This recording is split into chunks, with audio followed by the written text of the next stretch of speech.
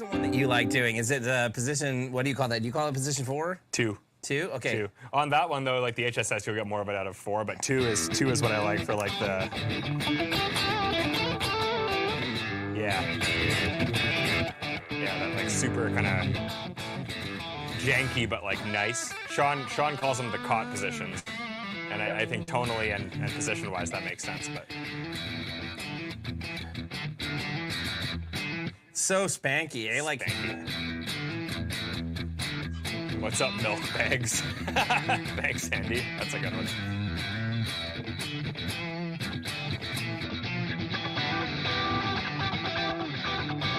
Yeah, super spanky. What's up, everybody? What's It up? is Wednesday. It is. Feeling good on a Wednesday. I was gonna try to do it with you, but I was like, Yeah. nah, I'm gonna kill it. Yeah. That's not good. So am I. So. Yeah. Welcome. What's everybody up to tonight? Welcome. We're joined tonight by our good friend, Mr. Shawn Tubbs. The man, What's The up, man, the myth, the everybody? legend. the man, the myth, the legend. How's it going? How's it going, Shawn? Good, man. How are you guys? Oh, good, man. It's always a pleasure to chat with you and have you on here, man. Oh, Yeah. man. Thanks for having me on. Absolutely. Anthony asks about that hat. I'm Dorian made this logo, and then we made I think 6 hats that Yeah. 6 of us here have. I have one. And Yeah. then we decided we weren't going to do it because Yeah. it's like kind of too baseball-y, fendery. Yeah. It's cool though. Yeah, which is Like- definitely a look. Yeah, but it's not like a Rev brand, you know. But I like it. It's cool. Yeah. Yeah. I guess that's an interesting question too. What do you guys think about like brand merch? Do you care if the logo is on there, or do you guys just care if it's just like something to do with that brand? Do you guys prefer to have the brand logo, or do you care? Be nice to know. Also, smash the like button, everyone, so we can get some more friends in here with us. Yeah. Always a good time smashing the like. So do it. Like in the Smash. Liking the smash, yeah. Yeah, what's everyone? I guess that's another thing. We have some beers that we cracked these Radlers just with dinner, but we have some local brews that we're gonna take a look at as well. But Well, I'm going to do that now. Actually, Which yeah, one do I let's do want? it. Just because I don't have a Rattler yet. you're probably the Waves is a little fruitier if you like that. It is a pale, but it's quite. This one? Yeah, it is. one? Yeah, it's like a pale ale, but it's Alright. sweet. So what do you? Wait, pale ale? What's that? It's not a Radler. It's good. This is a Pilsner. I'm going to do that. Okay, cool. All right, I think you like this one more. This is good. But yeah, so one thing we've been trying to do is feature. I'm gonna have 2 drinks going here.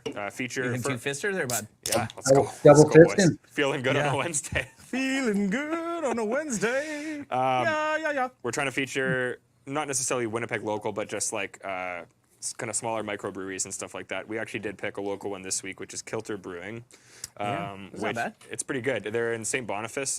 My wife and I actually go to the tap room pretty often, and they got like little snacks and stuff too there. But all their beers are. I know you aren't much on the pales, but even That's the pale why. ales and their juicy IPA is by far my favorite IPA, and I don't like IPAs at all. I hate IPAs, so You would like this one. It's really good. I'm going to let you enjoy that yeah. delicious brew. Their juicy beers and the juicy IPA is definitely one of my favorites. Robbie, I 100% agree. Like, wow, no echoey beer opening. Like, Stobes and Manny. Guys, you're slipping. Not on your game tonight. I at mean, all. usually Come we're on. the ones that do the echoes from our beers here, but Yeah. I can set that up for you next time you have a beer. No, ready. we were just saying how, they just didn't crack one yet, guys. Don't worry. Yeah, It's coming. it's coming. It's coming from the back end of the stream. We had to talk to them about it, that it was a bit of a problem that, like, early on in the stream, like, because by the time the end of the stream came, we're like, Stobes, I can't hang out with you for the next 4 hours while you sober up, bud. Come on. Just crack. Room verb. I love you, Crack, bud, but we room verb. can't do it. It's too much. Shawn, do you got anything over there that you're drinking tonight? I do. It is not a Canadian local, but it's my usual Kentucky bourbon ale. Oh, nice. Nice. I don't think I've tried that yet, but it sounds a little bit too adult for my taste buds. It's really good. It's a pretty high gravity beer, but yeah, it's been my favorite for a long time. It's good stuff. Nice. Have you had the, I think I've talked to you about this, but have you done the Goose Island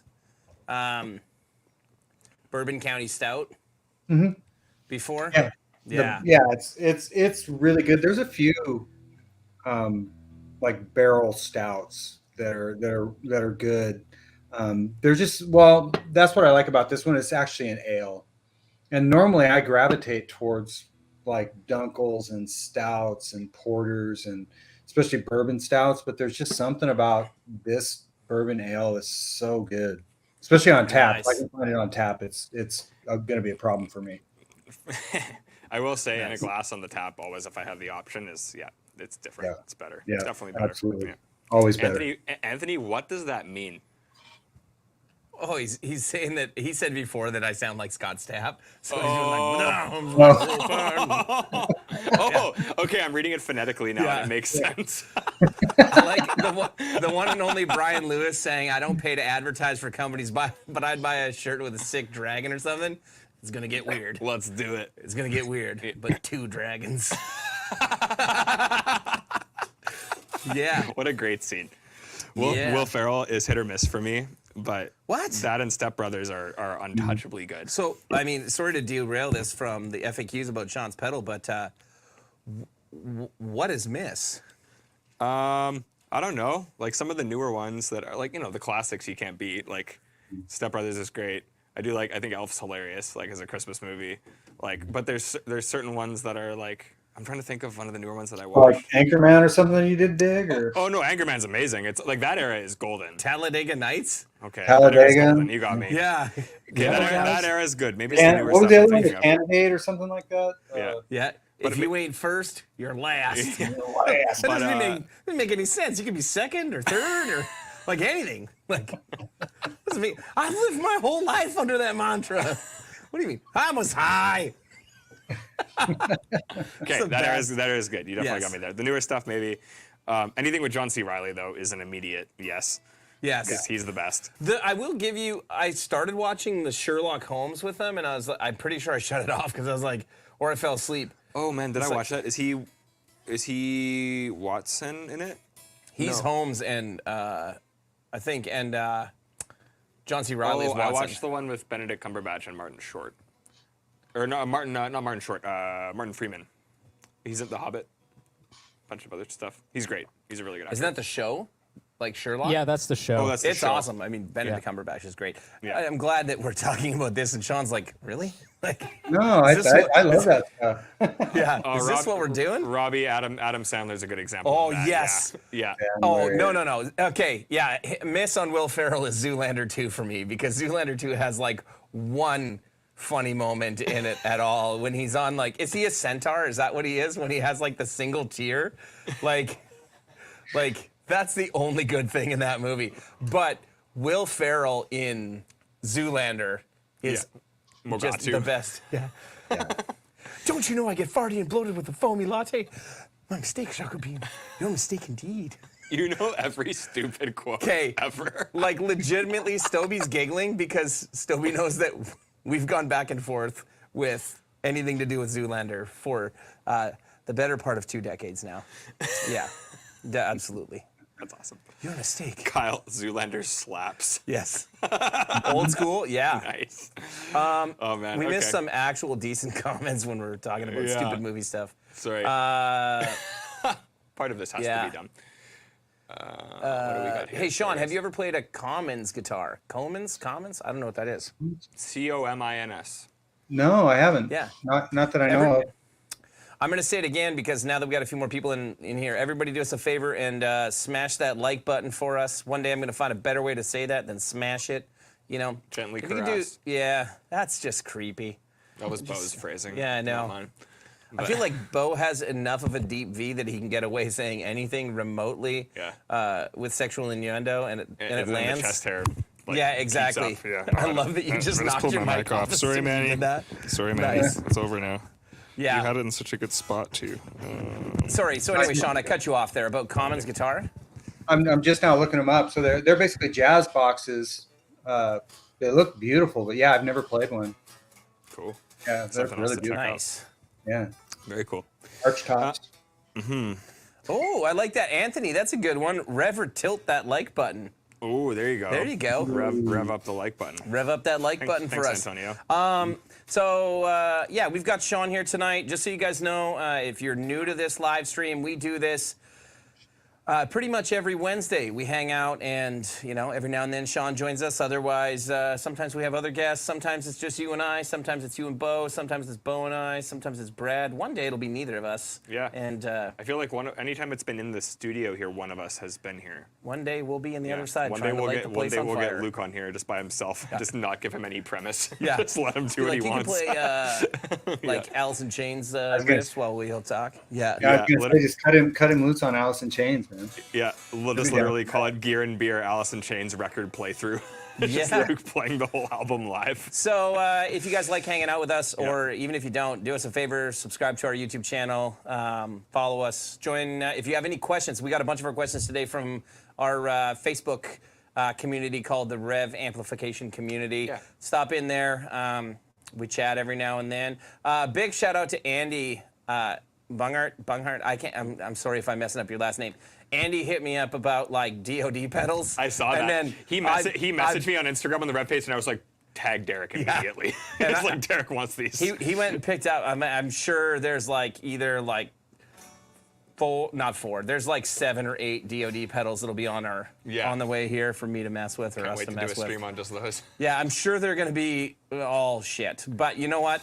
That's fine. They hold a place in your heart. It's totally fine. They do. Yeah. I remember going to Pemina Valley Music Center back in the day in Winkler, and they had like the DoD display with like the American metal pedal and the grunge pedal The and bloody, the hard rock 8. Yeah. So Andy, thanks for that. Also, Andy brought it to my attention that our hats that we have are too small for a lot of people's heads. So I told them I would find him a hat today, and then my day went to shit. So Oh, yeah. yeah. I know how that goes. Yeah, so I'll find that after the live stream. So Sweet. yeah. So a lot of the questions we got regarding today, I guess, are just things that people have asked, like now that the Tilt's been out for a while.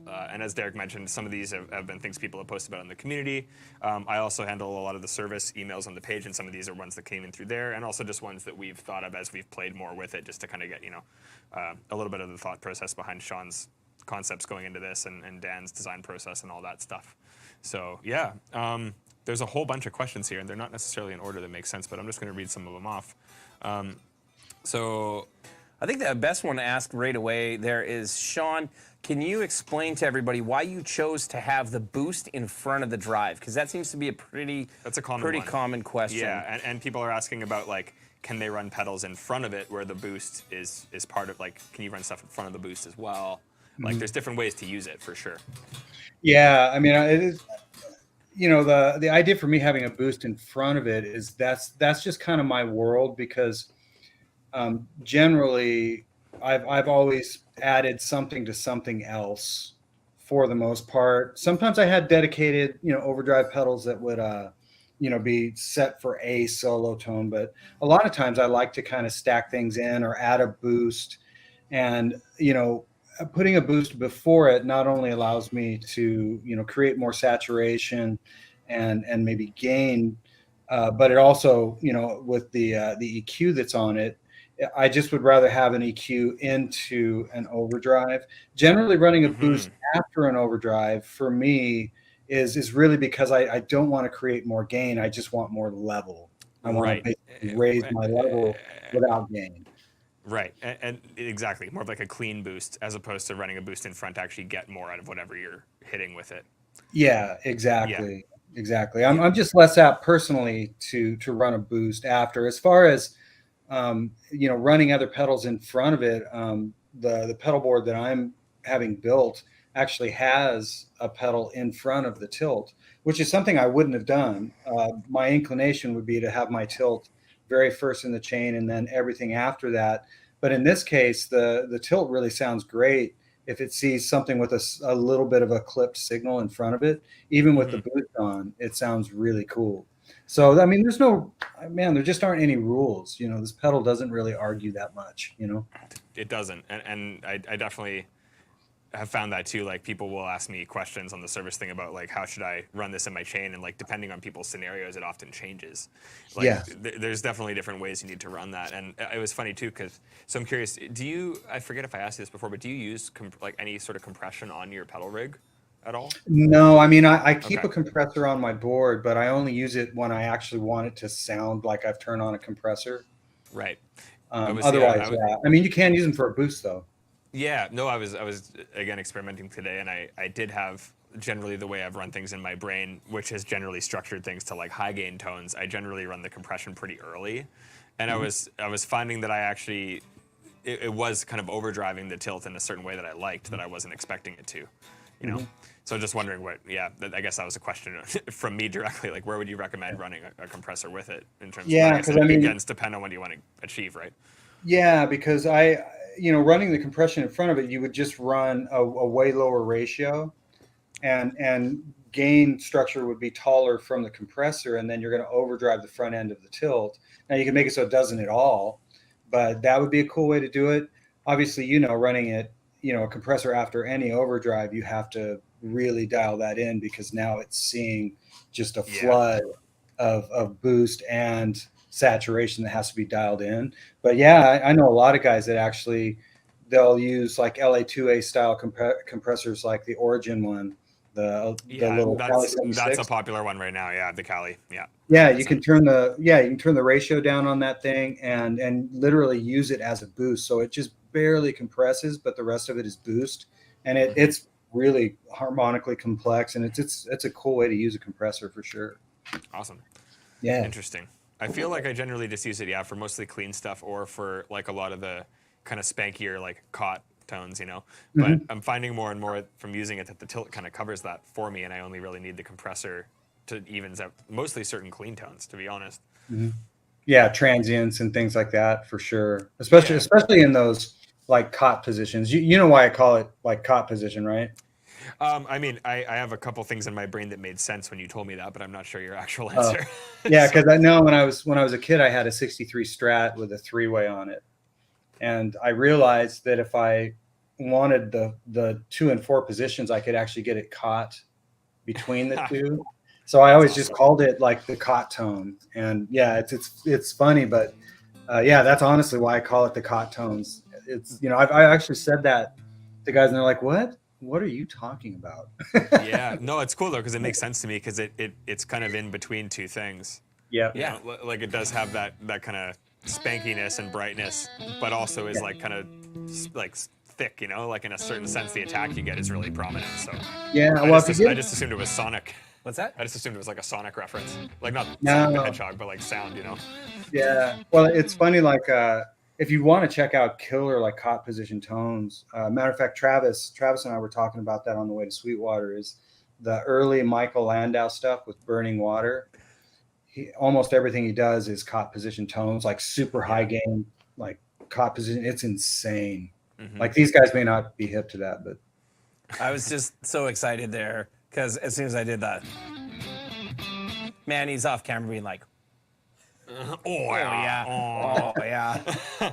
Antonio says I can run any of those pedals into the tilt and they still love it. Great. What's up, Mr. Meadows? Awesome, Sorry man. if we're not, acknowledging.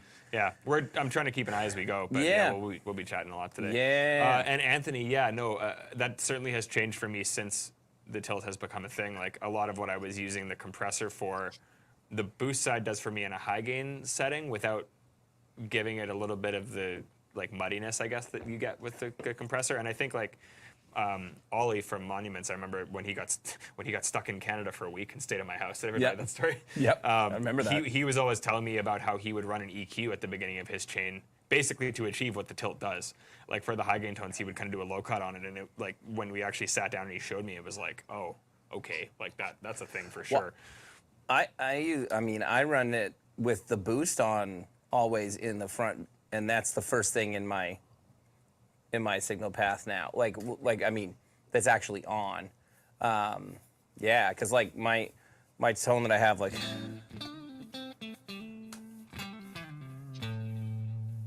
right? That's just my core tone. Just has like a little bit of,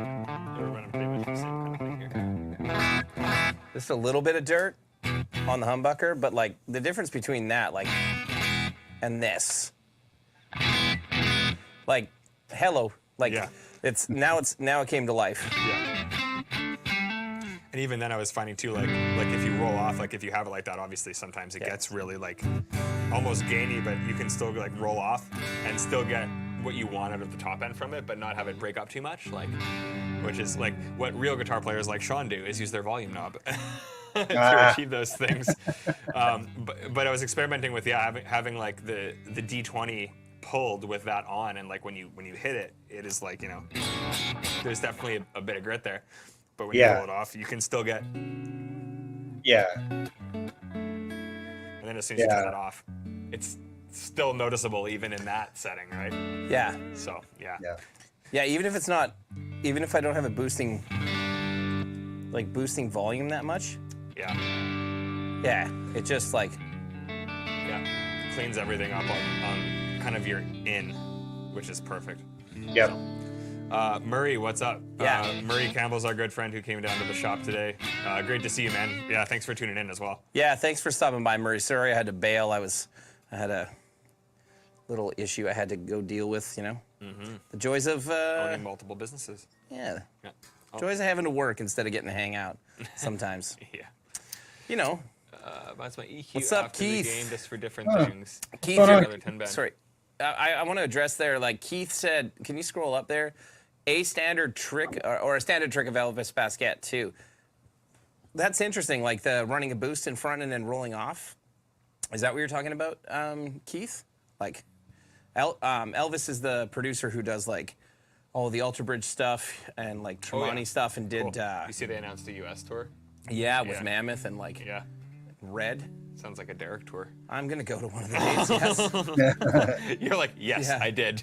I feel like I've already looked up when they're in Nashville to have an excuse to make Shawn go to see Ultra Bridge. Robbie, yeah. Robbie says he recorded his band Signal. Also, check out Robbie's Project Shelf. I actually checked out the tunes and they sound really awesome.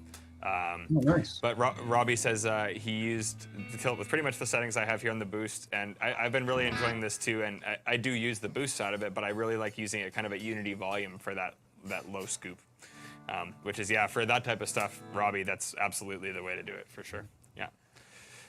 Yeah. Cool. The Chevelle records. Okay, cool. Yeah. Oh, nice. Yep. Basquiat did all the early Escape the Fate. Oh, crazy. Okay, I didn't know that, Kyle. So he's sick. Yeah, he's unbelievable. That's awesome. Yeah. I gotta look into more what he does. Yeah. Cool. So another question that we've gotten is that I guess people like obviously the Tilt.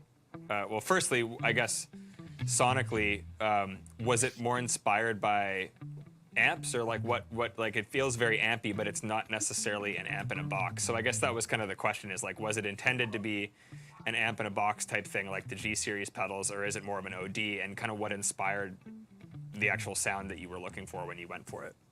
Yeah, well, that's what made it tough is going back and forth with Dan. I wanted it, to be based on amps that I loved, but I didn't want it to necessarily be an amp in a box type of thing. I wanted it to still be an overdrive. I would say amp wise, to like narrow it down, it really does kind of blend like old Tweed single channels and old Marshall like single channel non-master amplifiers. I just tried to like cram all that into one box, and then the main thing was just making sure that it was more kind of vintage inspired gain. Even though it's capable of more, I wanted it to have that type of feel and breakup, but I didn't want it to be overly active. It's certainly the EQ does it work nicely, but I wouldn't say it's like an overly active box. It's not super preampy like an amp box would be. Right, kind of, and that's I think like with the G series pedals being kind of modeled after the channels. Like they can obviously run as pedals too, but they can kind of function like as amp channels. And, and I find that this really interacts with them nicely for that reason. Exactly. Yeah. Like have you experimented much with like combining them with the G series pedals and like kind of using how they differ together? Yeah, I like personally I like the Tilt into the G3 the best. Really? Yeah, Cool. and that, and of course into the G2 it's great, but something about the way it hit the G3 is really cool. That's it into the G2. Yeah, into the G2. That sounds killer though, man. Yeah, it's killer into the G2. Are you running just the boost, or are you running? Yeah, that's just the boost. Should I turn the drive on? well, turn the boost off and try running the gain like down a bit. Like if I can see what you're dialing. Yeah, you can turn the I can't see it. gain. I got it at 9 o'clock. There you That's go. Yeah. up just a little from there. Like turn it up. There you go, right there. And then yeah, the volume up just a little bit. And then turn the bass down. And then put the treble at like noon. And then you might have to turn the treble up after you turn it on, but see what that sounds like. Okay, so I mean that's just the tilt. Yeah, that's nice. Yeah, literally. Yeah. Like the Marshall E. Jones man, yeah. Yeah. There you go. Yeah, and the only thing you have to, so it Yep. doesn't have to just be. And then if you turn on the boost into that, it can work pretty well. As the more, yeah, And each stage kind of has a different character, right? exactly, yeah. Sounds I good. could shred.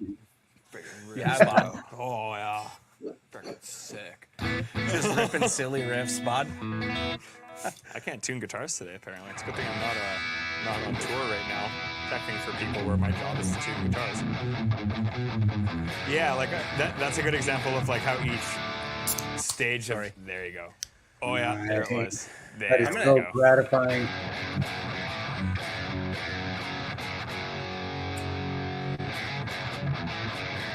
Yeah, that hard low cut just like brings it the attack. Yeah.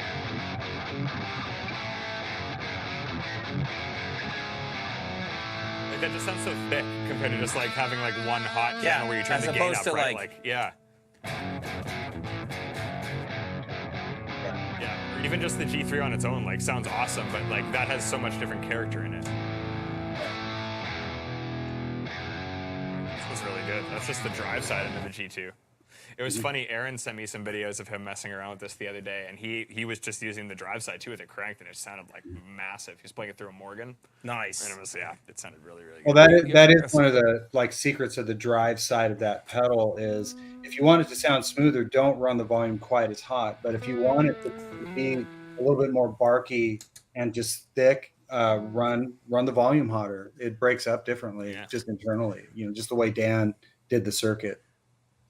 Yeah, I've always been amazed by that. Like anytime you've told me how to dial it, like my instinct is always to have the volume down like noon or under, right?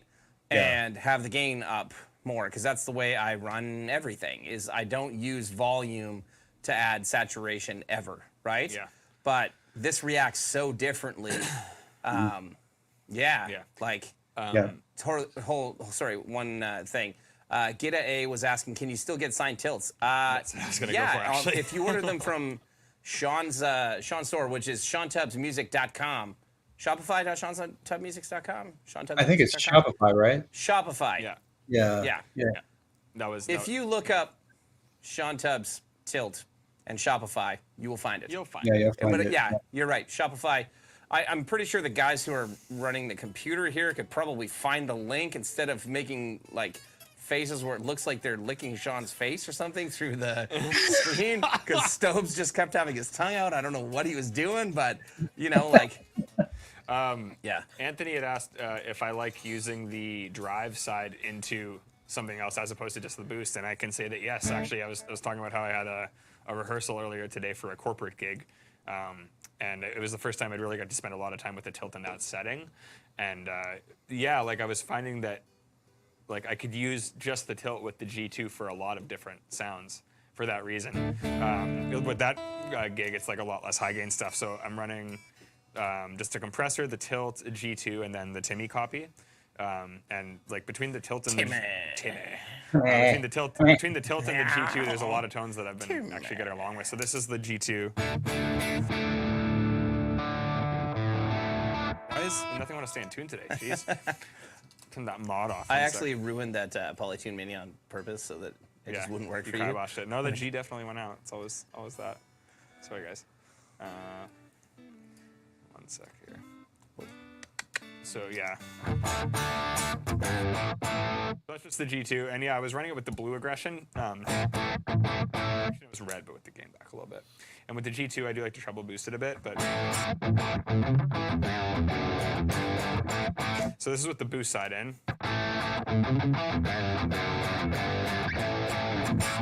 So just a little bit more, again, like kind of the low. A lot more attack. The drive side, I think I was running something like this.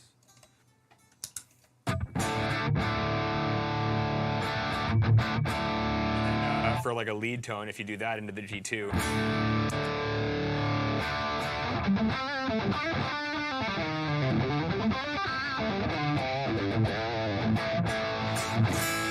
It's like a nice balance because the G2 is like quite round, like it's a bit thicker for sure, and I think that's kind of, it has that more amp channel-y like boxiness to it, whereas the Tilt is like really smooth and like I don't know, diverse is a dumb word, but it's so much more responsive that I feel like just adding that layer into something that's a little bit more like amp channel-y sounding.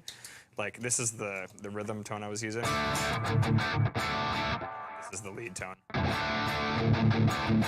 Like it just adds a different character and kind of depth to the drive, especially on the leads, like the single note stuff. That's just the G2. And then this is with the drive, it adds this creaminess to it.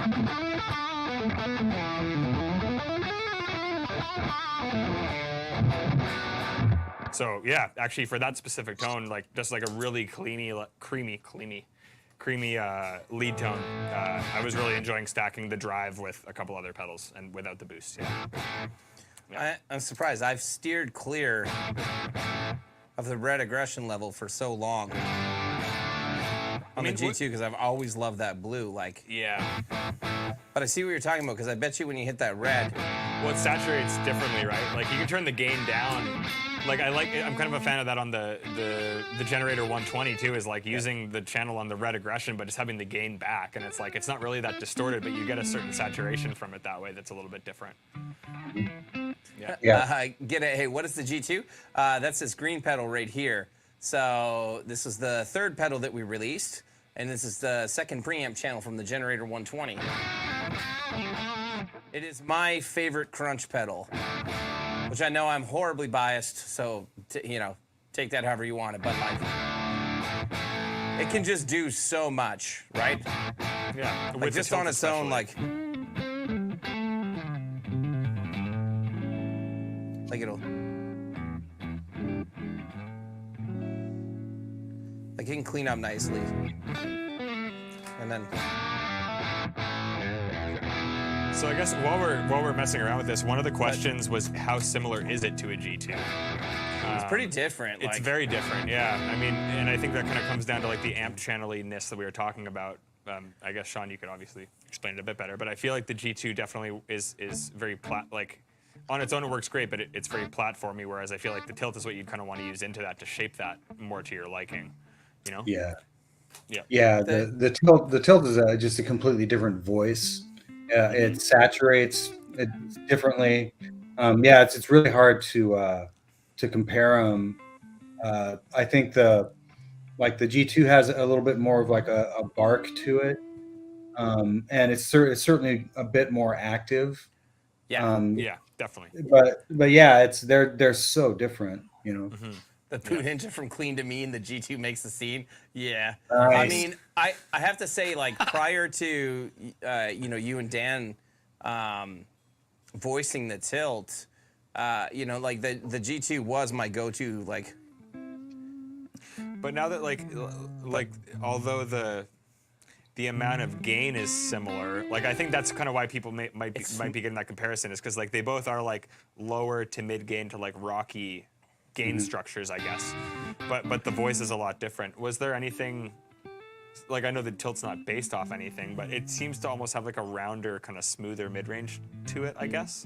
Yeah, well, it does, and once again, that's like, think about like a Blues Breaker Marshall, JTM 45, even old Tweed Twins, high-powered Tweed Twins, weren't like, they were smoother when you cranked them.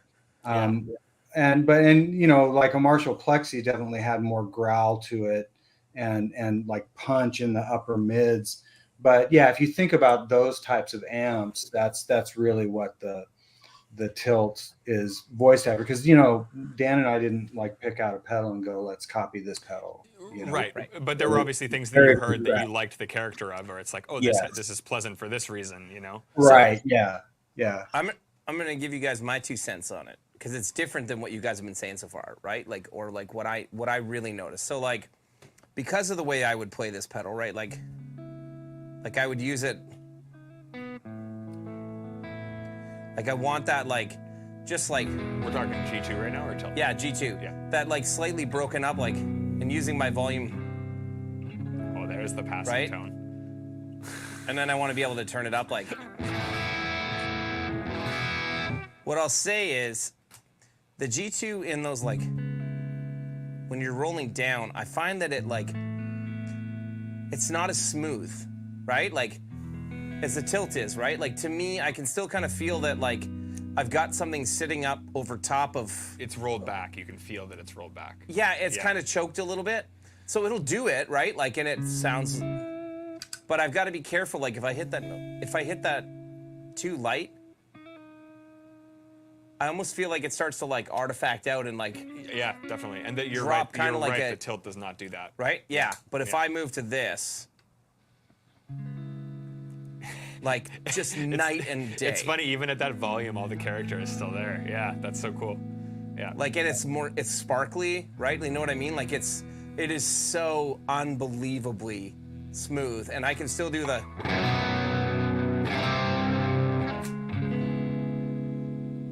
And in order to do that with the G2, which I mean, Shawn knows this, everybody knows this. My favorite amp channel is the Generator 740's clean channel, which is Second channel. second channel, the green channel, which is what this is kind of based on, right? So, but the fact that I can do that with the Tilt, I can't do that with the G2 and get that same kind of vibe, right? Yeah. Like. It seems a lot more choked, yeah. Yeah, it's almost as if I'm on to do what I want.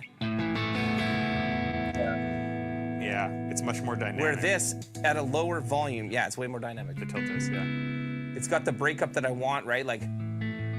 Yes, exactly, Mike. Perfect way to put it. It's so responsive to pick attack.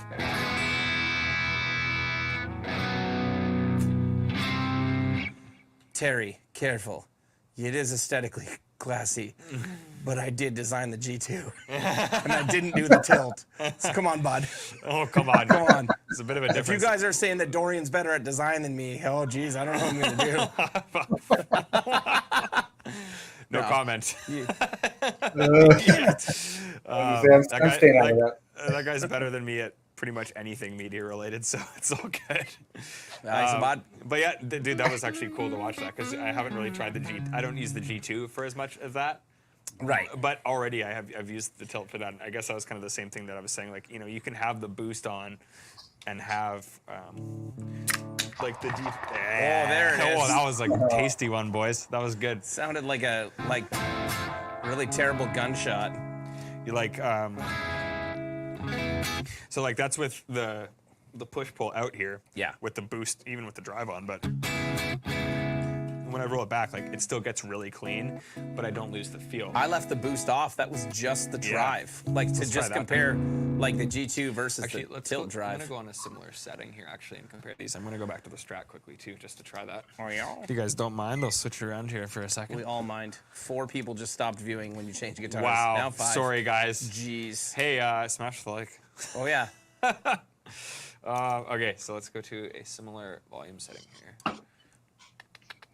Shawn said if we got 100 people in here, he'd give everybody here a guitar lesson. Whoa. I mean, Oh, everybody here. Like Like me and like me and Derek. yeah, Stobes and All right, so this is the G2 with fairly similar settings on each pedal, and already the feel is this feels much stiffer. I guess that's a good word for it. Yeah. The G2 feels quite stiff, and I guess again it is a pedal, but where there is a little bit of the preamp aspect in it, I guess that that makes sense for what this is. These are different things, but the big thing is I always thought that this was really dynamic, right? Yeah. Like the G2, I always found that because there's not a lot of I see what you mean though. yeah. Doing that, it feels. like for a crunch pedal, like I'm not used to getting Yeah. out of a crunch pedal. But in order to get that to sound as smooth, Yeah. I'm not You would using the need pick. like some sort of compression or something. No, I'm finger picking it all instead of using the pick. Because it's almost like the G2 is so active that if you even just give it the fact that you're using a pick, Yeah. like you hear that huge difference, right? Yeah. It's Even almost though like, there's. it's almost like an EMG versus a passive pickup, honestly. Oh, yeah. But so there you hear. It's just the G2 rolling off, and I feel like I've lost. Thank you for your Instagram post about the stream, Anthony, that he hopes both of his followers will come. Thanks, bud. We appreciate it. You know what, Anthony, I guarantee you have more followers on Instagram than I do. Oh yeah. Yeah, Probably. There are two Man. pictures of me on the Instagram that I have. One is with Dan and one is with Shawn. And it was from a NAMM show that was not recent. And you're like in the background going like Yeah. or something. Oh, geez. It's like not even like a real picture. No. It's not a real picture. Sorry. No. Sorry. So quickly. And also, sorry, Anthony did ask. These are boards that we used at NAMM. That one, I don't know where they were used. One of them was used with like amps outside of the rooms, and was this one in the? This was in the soundproof room, except it had my timeline on it. But my timeline's been, well, it just hasn't been so healthy. I don't Yeah. think it had your timeline on it. I think your timeline was. No, your timeline was Oh. toast before that. Yeah, I think it had the L cap on it. Oh, did it? Yeah. Okay, so then this was the one in the room at NAMM. Steve I. Steve, yeah, come on. Now. You don't have a. Polyphia meets You don't Steve have a I. handle. Yeah. So. We were just talking about how much Derek loves Steve I before this, but I like just he don't likes get it. I'm a Satriani guy. I'm sorry. I just don't get it. I like melodies, and Vi's an amazing player, but like, it's like Malmsteen. I will say, I was like more. So I went to the actually it was when you talked about the Pia guitar. Yeah. I went to the release party with Jeremy Kroll at that NAMM that one time, and they did a jam at the end, and like obviously, like Satriani is the guy, but like I will say I'm much less versed with him. Like listening to his music as a kid when I was listening to that type of music, I listened to more like the Steve Vai Engway stuff because I just like wanted to shred all the time. Really? But they went and did a jam, and I forget who it was. It was Joe Satriani, Steve Vai, Paul Gilbert, Nita Strauss, and like the Polyphia guys. Yeah. And going into that, being probably the least of a Satriani fan out of anyone, he just dusted everyone. Yeah. Like it wasn't even close. Like Yeah. it was just the tone and feel was just like, oh, you taught Steve Vai. Okay, I understand now. Like one of those things. So yeah, I'll give him props. Yes. But anyway, sorry. Back to what we did say. Quincy James asked, who are all the Rev artists?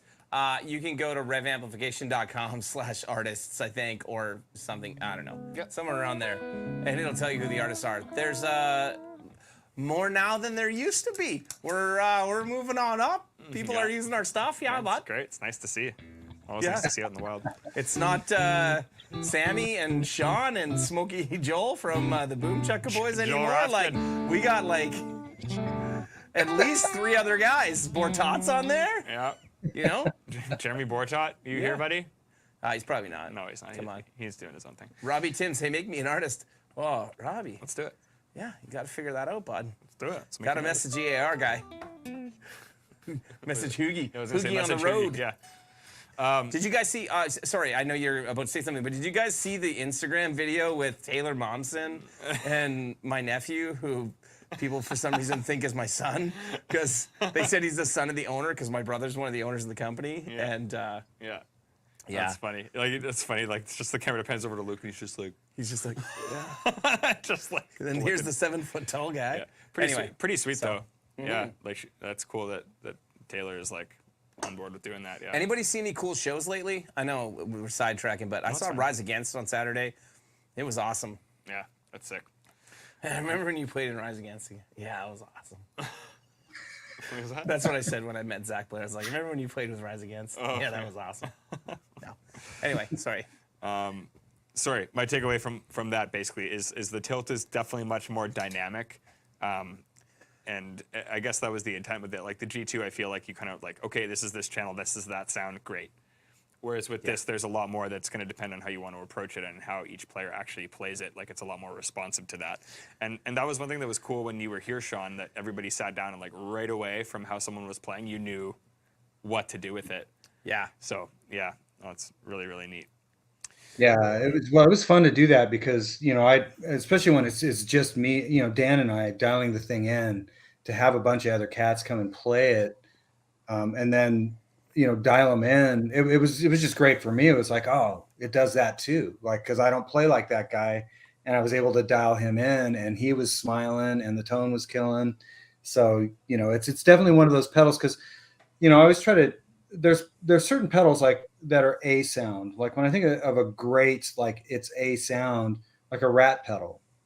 That's like a sound. That's a rat. And when you hear it, that's what it sounds like. And with my tilt, it is such a like conglomeration of, it's an amalgamation of just all these different amps that I've dug over the years. You can pretty much dial it a bunch of different ways and drag all kinds of different sounds out of it, Yeah, exactly. Whereas the G2 like sounds like itself. Yeah, the tilt sounds like you, not you, Shawn, but like the player.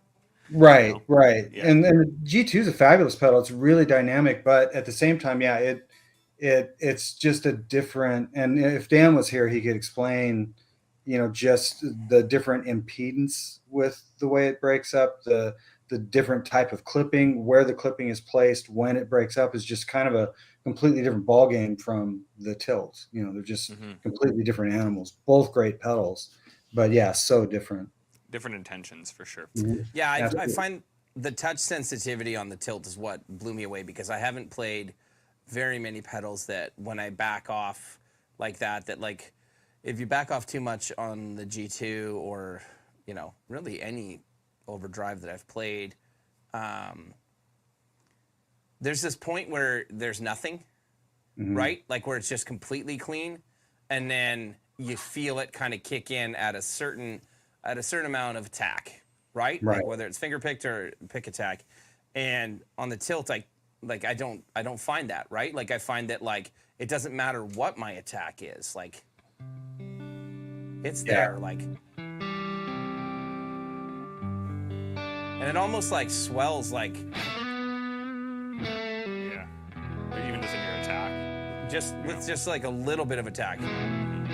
Yeah. Well, it needed to be able to bloom. That was really important to me because, like I said, you plug into like even an old Vox, or plug into any old single channel amp, or even you could plug into like it's a different tonality, but you could plug into like a Mark Sampson era mattress, and it does that kind of thing.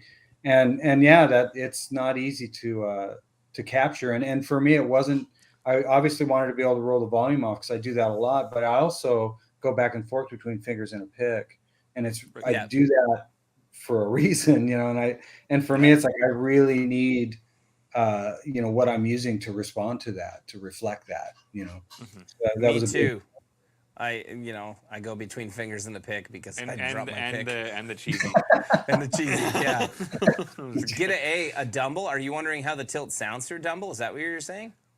I've haven't had a chance to try that, but I'm sure. I've tried it more than once. Wow. Sounds great. Wow. It does sound good through a Dumble. Wow. It sounds better than a Dumble sounds on its own. So at least the Dumble that we were playing in Nashville. Yeah. The other Dumble I played. Yeah, we got way better. We got Tim Ninehouse hanging out. What's up, Tim? How's it Tim's going, a Tim? good dude. He's a great guitar player. Nice. Thank you, man. That's awesome. Thanks for joining us, Tim. That's great. I saw Antonio had commented about using his with an LP, and I didn't quite get there. Down a little bit there, Alex. Sorry, back down. P.S. I'm glad Shawn turned the volume rolling back.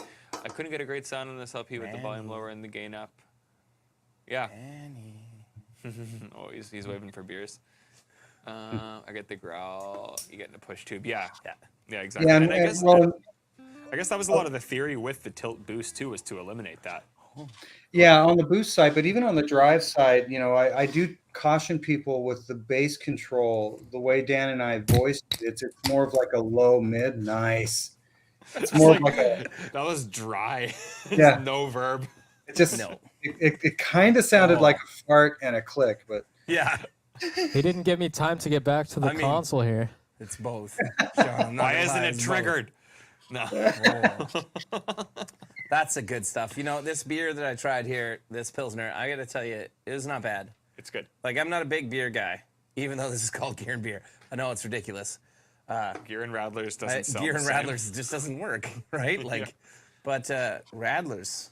All right. Well, Feels like home. I'll start doing the feature beers, and you can just stick to your guns there, bud. Tastes like a party in my mouth. Oh, I don't need. We don't need that shot. Big shitty zoom in. That's great. So I can't unsee that. Oh man, that's great. That's what you get for putting Stoby behind the controls of this. Yeah. If he could go up our noses, he probably would. He's gonna try because you said that. He's gonna Thanks do a it. lot. Watch. I gotta Here it get the Oh, trimmer going. no. It's 11:30 a.m., but that makes me want to be. Gear and mixed drinks makes me want to just bed doesn't- too, man. Yeah. No.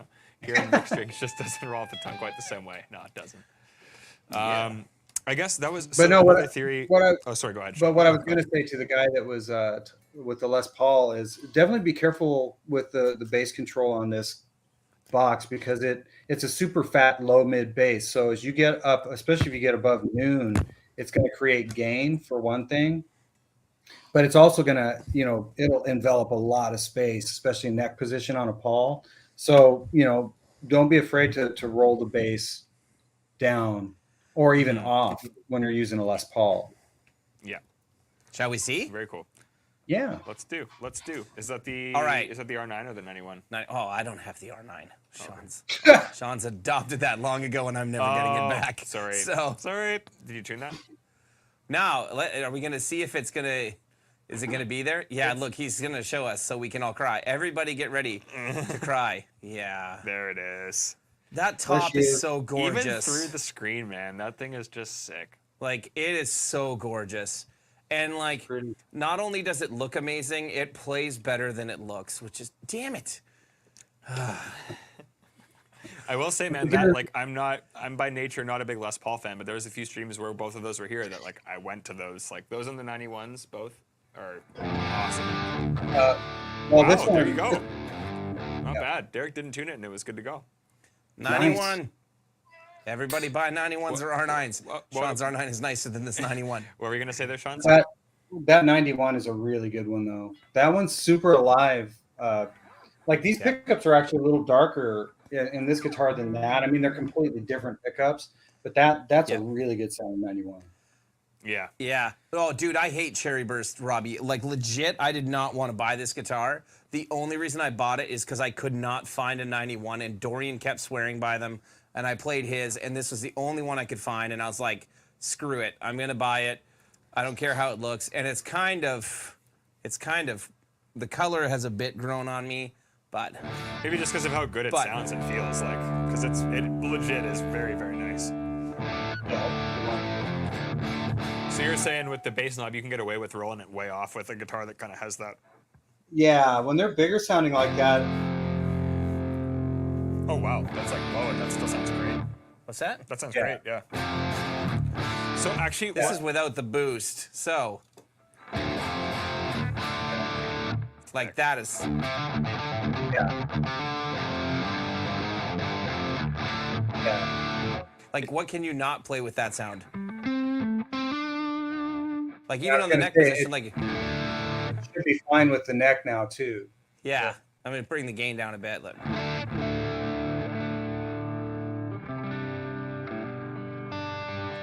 Antonio says my bass is around 8 a.m. with the OD, just on the OD side, just the OD on volume at 2 p.m., gain at 10 a.m., treble 1 p.m. Works a miracle on the LP. Try that with Verb. Nice, dude. Yeah, that sounds great. Like, I mean, that, and look at how cool this is. If I press and hold, if you guys can see, look at that. I press and hold, and both sides turn on or turn off. Does it turn? Yeah. Little trick there. I saw someone ask why we didn't make it MIDI programmable, and I don't really think there would be a reason for that unless you were able to store presets on it, really. Like, I feel like most of the MIDI programmable pedals, there's like some sort of presetting. Whereas with this, it's like you can do the on-off at the same time, like that. But that's really the only thing you'd be able to program anyways, unless you had programmable pots in it. Like, Man, that sounds cool. That's not a G3. Okay. That's a G3. I was like, it sounds like a G3. It is. But use that with the tilt boost. Yeah. Like the attack, right? But, like, Like legit? I prefer that tone. Yeah, 100%. How do you find the tilt reacts? Oh with yeah, different- that's the ticket right there. That's a good question, actually, Mike. We'll get to that in a second. Same as Antonio. Go higher now. There you go. Third fret. Third fret's the best for the scrapes. I can't hear you because I'm being an ass. Sorry. Oh, really? Oh, I never noticed. The third fret is the best for those scrapes. I tried it. I failed miserably on that. Like,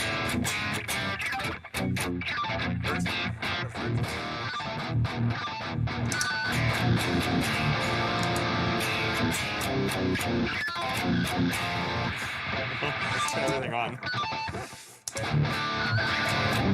like, jeez. What's up? Robert Baker is here. Robert Baker, more what's nerd going on the on? monitor, please. Sorry, while we were on that topic, Shawn, actually, someone had asked why there was no mid control, if that was intentional or not, and I feel like you kind of answered it with that last question in terms of how the bass responds. Yeah, and was there a reasoning, honestly, it was intentional. I wanted the mids on the pedal to just be really natural, and I also knew that, you know, the way Dan and I were going to design the tilt EQ side of it, that if we did want it to sound more mid-centric, we could use the other side of the pedal to do that. But yeah, I like a really just kind of natural, once again, kind of vintage amp mid. Some amps have a little more mid than others, but I just didn't feel like, and I'm from the school of the less circuit, the better. So if I can get away with just bass and treble, awesome. I'm not against a mid control if it's voiced right, but yeah, that's personal preference, really. You know. Yeah, and that kind of goes back to that vintage thing. But I do feel like both of these kind of cover the mid frequencies that you want when you use them together properly, which is quite nice. Absolutely, for sure. What was another one here? There was another one that I saw. I guess that was it. So what, like, the relationship between how the tight switch and the tilt EQ knob actually work? I guess there was a couple people that asked about that, and also just the boost side in general, like how many dB of boost it actually gives you. Is that more of it? Would you know that, or is that actually? Yeah, no, I can tell you the amount of boost is 12 dB. Yeah, and with the that tight switch will not alter in any way, because I think a lot of people were misunderstanding. They were thinking somehow the tight switch would actually change the sweep of the tilt EQ, and it doesn't. The tilt EQ does what it does within a set parameter, and then the tight switch is a set parameter as well. So it won't. All it's doing is cutting a certain amount of low, and that's the one thing Dan and I never. Like, Dan voiced that tight switch to do what it was doing. Goofball. Someone said your beer matches your guitar. Derek's like, oh. Yeah, it does. Wait a second. Let me see if I can get one of them matches. Yes. Nice. I saw a couple people comment how you said the same thing too, Shawn. The tilt boost side can kind of adjust the mids as they need in conjunction with that, you know. Yeah. So the tight switch. What's up, Mr. Trav? Asked. Oh, yeah. Trav, that's pretty close. Hit the tight to keep it nice. Trav, sorry I ignored all your messages today. Oh yeah, both of us beer colors match. Look, there you go. Said that. Oh, look at It's that. not. There you go. Hey, Kilter, let's go do an ad. Give me some free beers. Yeah, you know what?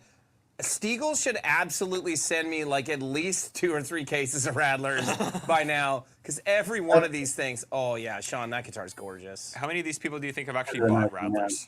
That's a good one. Travis, you better. Travis, are you drinking Radlers tonight too there, bud? Yeah? Guarantee he's not. Oh, yeah. Oh, he's getting silly. Getting a little silly.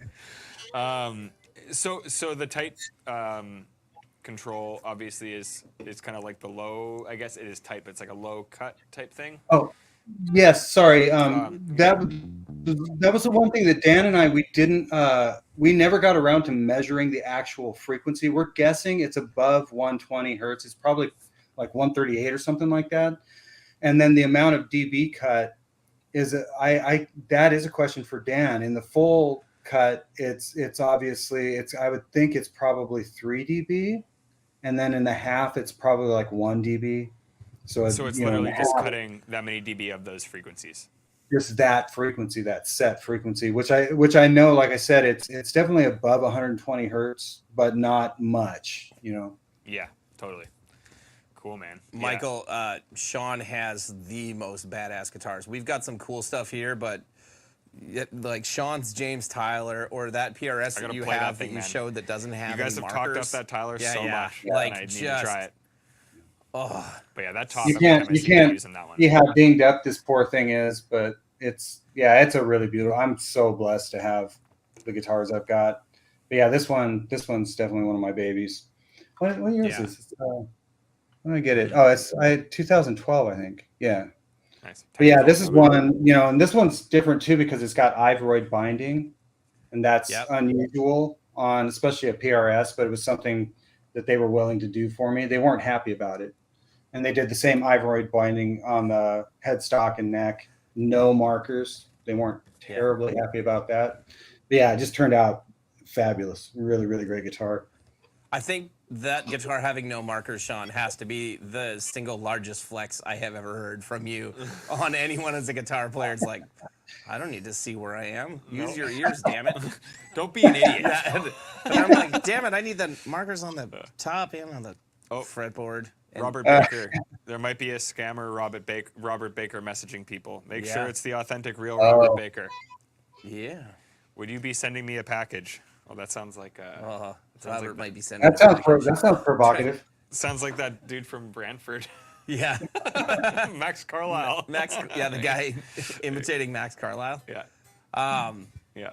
Travis is saying that it's not a competition between Shawn and I who have nicer guitars. No, it's not, because Shawn has nicer guitars. Yeah, and I Shawn have more. And Shawn can play them better than any of us. I have quantity over quality. So. Oh wait, well since Travis is here, wait a second. Travis is a package for you, Sammy. Nice. That's awkwardly weird. It's a good thing we don't have an HR department. Otherwise, I'm HR. Yeah. No, Derek is HR. Even worse. Oh, that's the one Travis did right there. That's a yeah. I do not have a Duesenberg. They're great guitars, man. Darren brought a couple out on the last tour. It was he brought out a Star Player, I think, which is he's had for like years. It's just beat, but like it sounds great and it's so solid. Mm-hmm. Yeah, this one is kind of a secret weapon guitar for sure. The Majesto. I really, really got to get another Star Player. Mm-hmm. The Star Player TV. It's like I just think every guitar player should have. Nothing sounds like that thing. I haven't heard anything that sounds like a Star Player. They're just really great guitars. Yeah, yeah. Do they? I don't know if this is just something I heard. Just that people say to sound cool or not, but I heard that they actually do make like literally every component of their instruments themselves. I don't know. I'm not sure if there's truth to that or not, but well, all of the components are Duesenberg parts for sure. Like they don't source out anything. Yeah, but those guitars are made in Asia, which is but like they're made. blowing. Yeah, they're made in Asia, but the parts are all exclusive parts. Like this isn't like a Schaller bridge or something. It's all Duesenberg. It's kind of like how the Taylor made in Mexico factory is like 40 minutes from the San Diego factory. It's amazing because I mean obviously we all know that like Asian made guitars have had a pretty bad rap for most of their existence, and they've continued to get better and better. But like the first time I played a Duesenberg, I'm like, these are German guitars, right? And then I saw on the back of the headstock, I'm like, these are not German guitars. Holy crap. Designed in USA, made in Indonesia or China. These are the best Asian-made guitars I have ever played. Yeah, they're incredibly well built. And like right out of the case, just play it, fix anything or tweak anything. Don't need to like update anything. Yeah. Anthony Best, I officially have the most obscene gear to talent ratio. Isn't that what your page was called for a while? More gear than talent? Yes. That's great. Anthony's way too hard on himself. You're really hard on yourself for someone who knows so much, dude. Like having you on that stream was awesome. I was on that stream. I still don't know how to program MIDI. So. I actually figured it out now. It's good. Do you? Yeah, we're all good now. Actually got it rocking, bud. Oh, bud. And Anthony did help, so thank you. Also, actually reading our product manuals helped. So that was good too. Shawn, no more Anderson guitars. One of these days. Yeah, one of these days I'm going to get another Cobra. I played, especially on all the Crystal Lewis stuff. Tim would know, Tim Ninehouse too. Yeah, and you're right, Tim, Star Player is great. But on the Crystal Lewis stuff, I almost exclusively used a Tom Anderson Cobra, the telly-shaped one. And Nice. I really, really need to get another Anderson one of these days. And yeah, I'll get another Cobra. Andersons are insanely good guitars.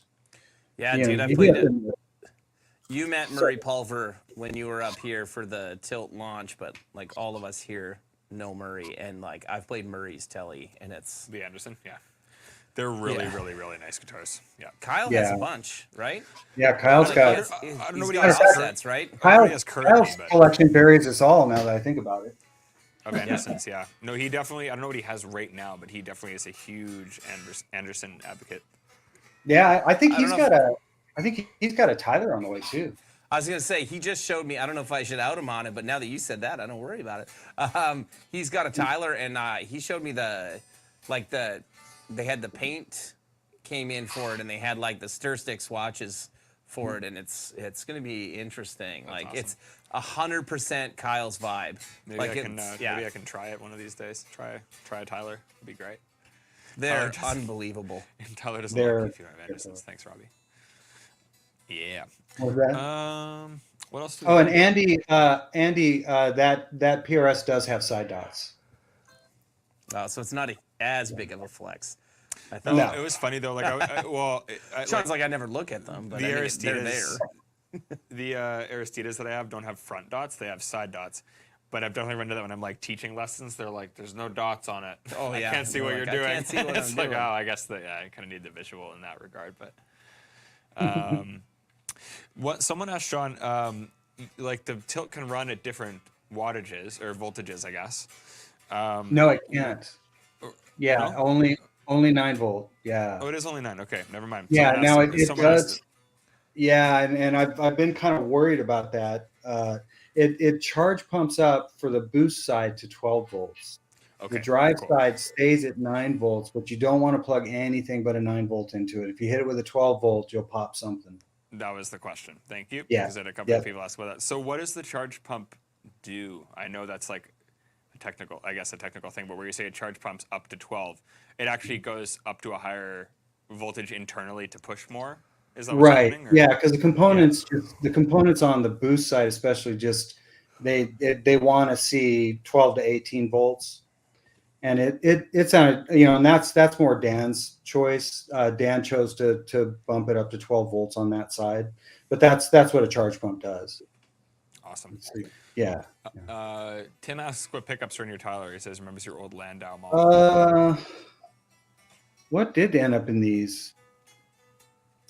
You know what, Tim? It's the standard pickups. I know this is a special back here, and then I can't remember what these are, but they're super. It's super standard. I'm just drawing a blank on the number. I want to say it's a 6100, but I don't think it's. I can't. I honestly, you got me, Tim. I can't remember. It sounds good. Plays good. Never looked. They sound real good though. It's real good. really good.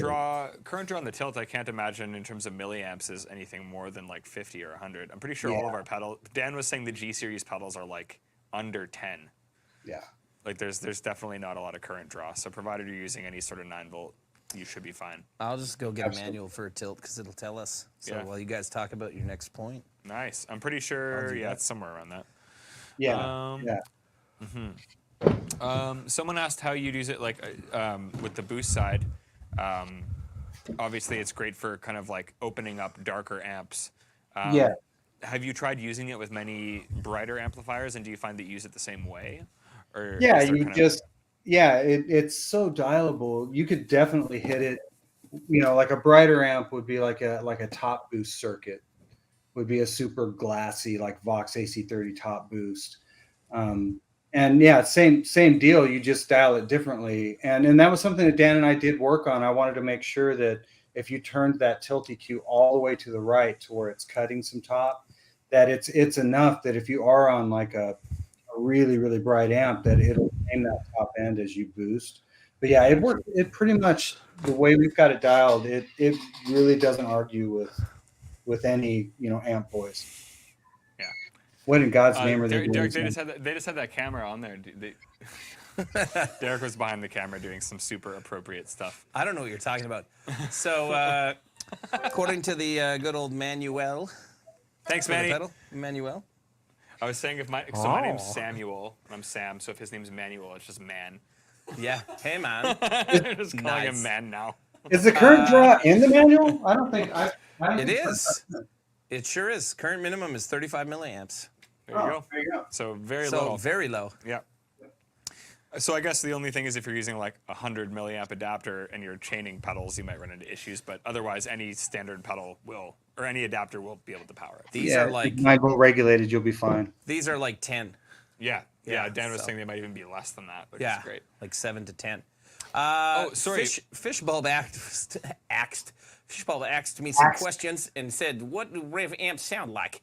I'm in the market for a new amp, I think. Well, it depends on what amp, but they kind of sound like this. There's lots of different ones, so it depends on what you're going for. If you So want, like, actually, what they sound like is like this is the pedals going into the D20, which is our clean platform amp. which is kind of like what a 120 will sound like.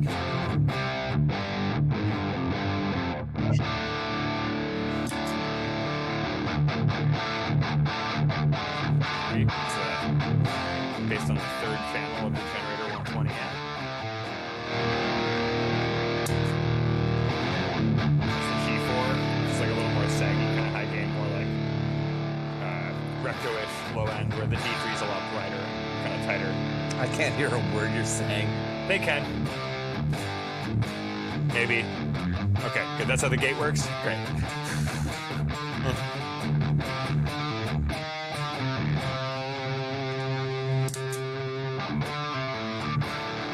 Or like this. Like this.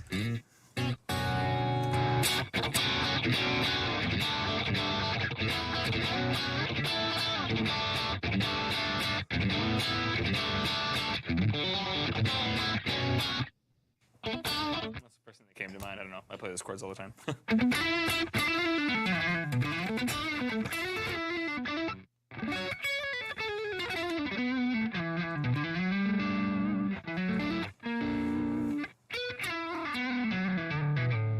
Oh, that's nice. That's the Steve vibe.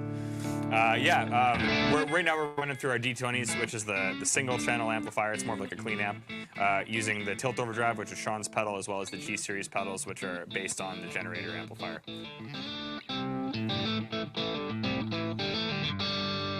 We're also running direct off of the 2-notes torpedo built into the amp, as opposed to running through cabinets, so you're actually hearing a direct signal right now. That's correct. Yes. It is rather quiet in this room. It is. Yes. It's weird when you don't have in-ears and you can't hear what's actually happening, and you walk in here and you're like, Yeah. I remember you came in. It's really awkward. yeah, it's really strange. Mike, I'm not sure if it was you who asked earlier on, but I'm sorry if you missed it, but someone asked about, and I guess obviously this depends on the amplifier too, but how the Tilt sounds with different speakers. Were there certain speakers that you had in mind when you were voicing this that you really enjoy, or is there a specific speaker sound that you like, Shawn? Or? Yeah, I mean, nothing as far as the way we voice the Tilt. I mean, I tend to gravitate towards Celestion style speakers. I like the sound of creambacks in the room. I tend to like the sound of like a standard like vintage 30 on the mic. I would say I definitely gravitate towards like a British speaker, but we didn't really, we weren't really thinking speaker wise so much. We weren't concerned so much with the way the pedal was voiced, but those are the speakers I tend to gravitate towards. Yeah. Fish Pulp said, "Hey, my voice doesn't sound like that." The voice there. Sorry, man. We're just goofing Sorry, around. dude. But yeah, no. We're definitely. If you haven't noticed, we like to just goof around and be silly on top of playing with gear. So sorry, man. That's right. Don't worry, my voice doesn't normally sound like this either. Dave Dave's Cleveland's here. here. Yep. Hey, Dave. What's up? How's it going, Dave?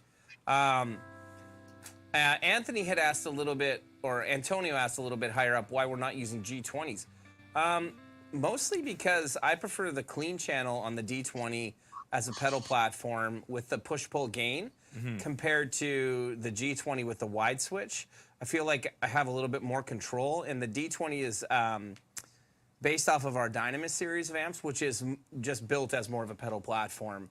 So if I was wanting to run like none of our drive pedals in front of it, then I'd probably opt to use a G20 and use the drive off of the amp. Yeah, totally. Yeah, because I do prefer the sound of the G20's purple channel direct in and to get tube gain over the G3. I mean, the G3 is great, especially with the D20, but like the G3 into the clean channel of a G20, I take that.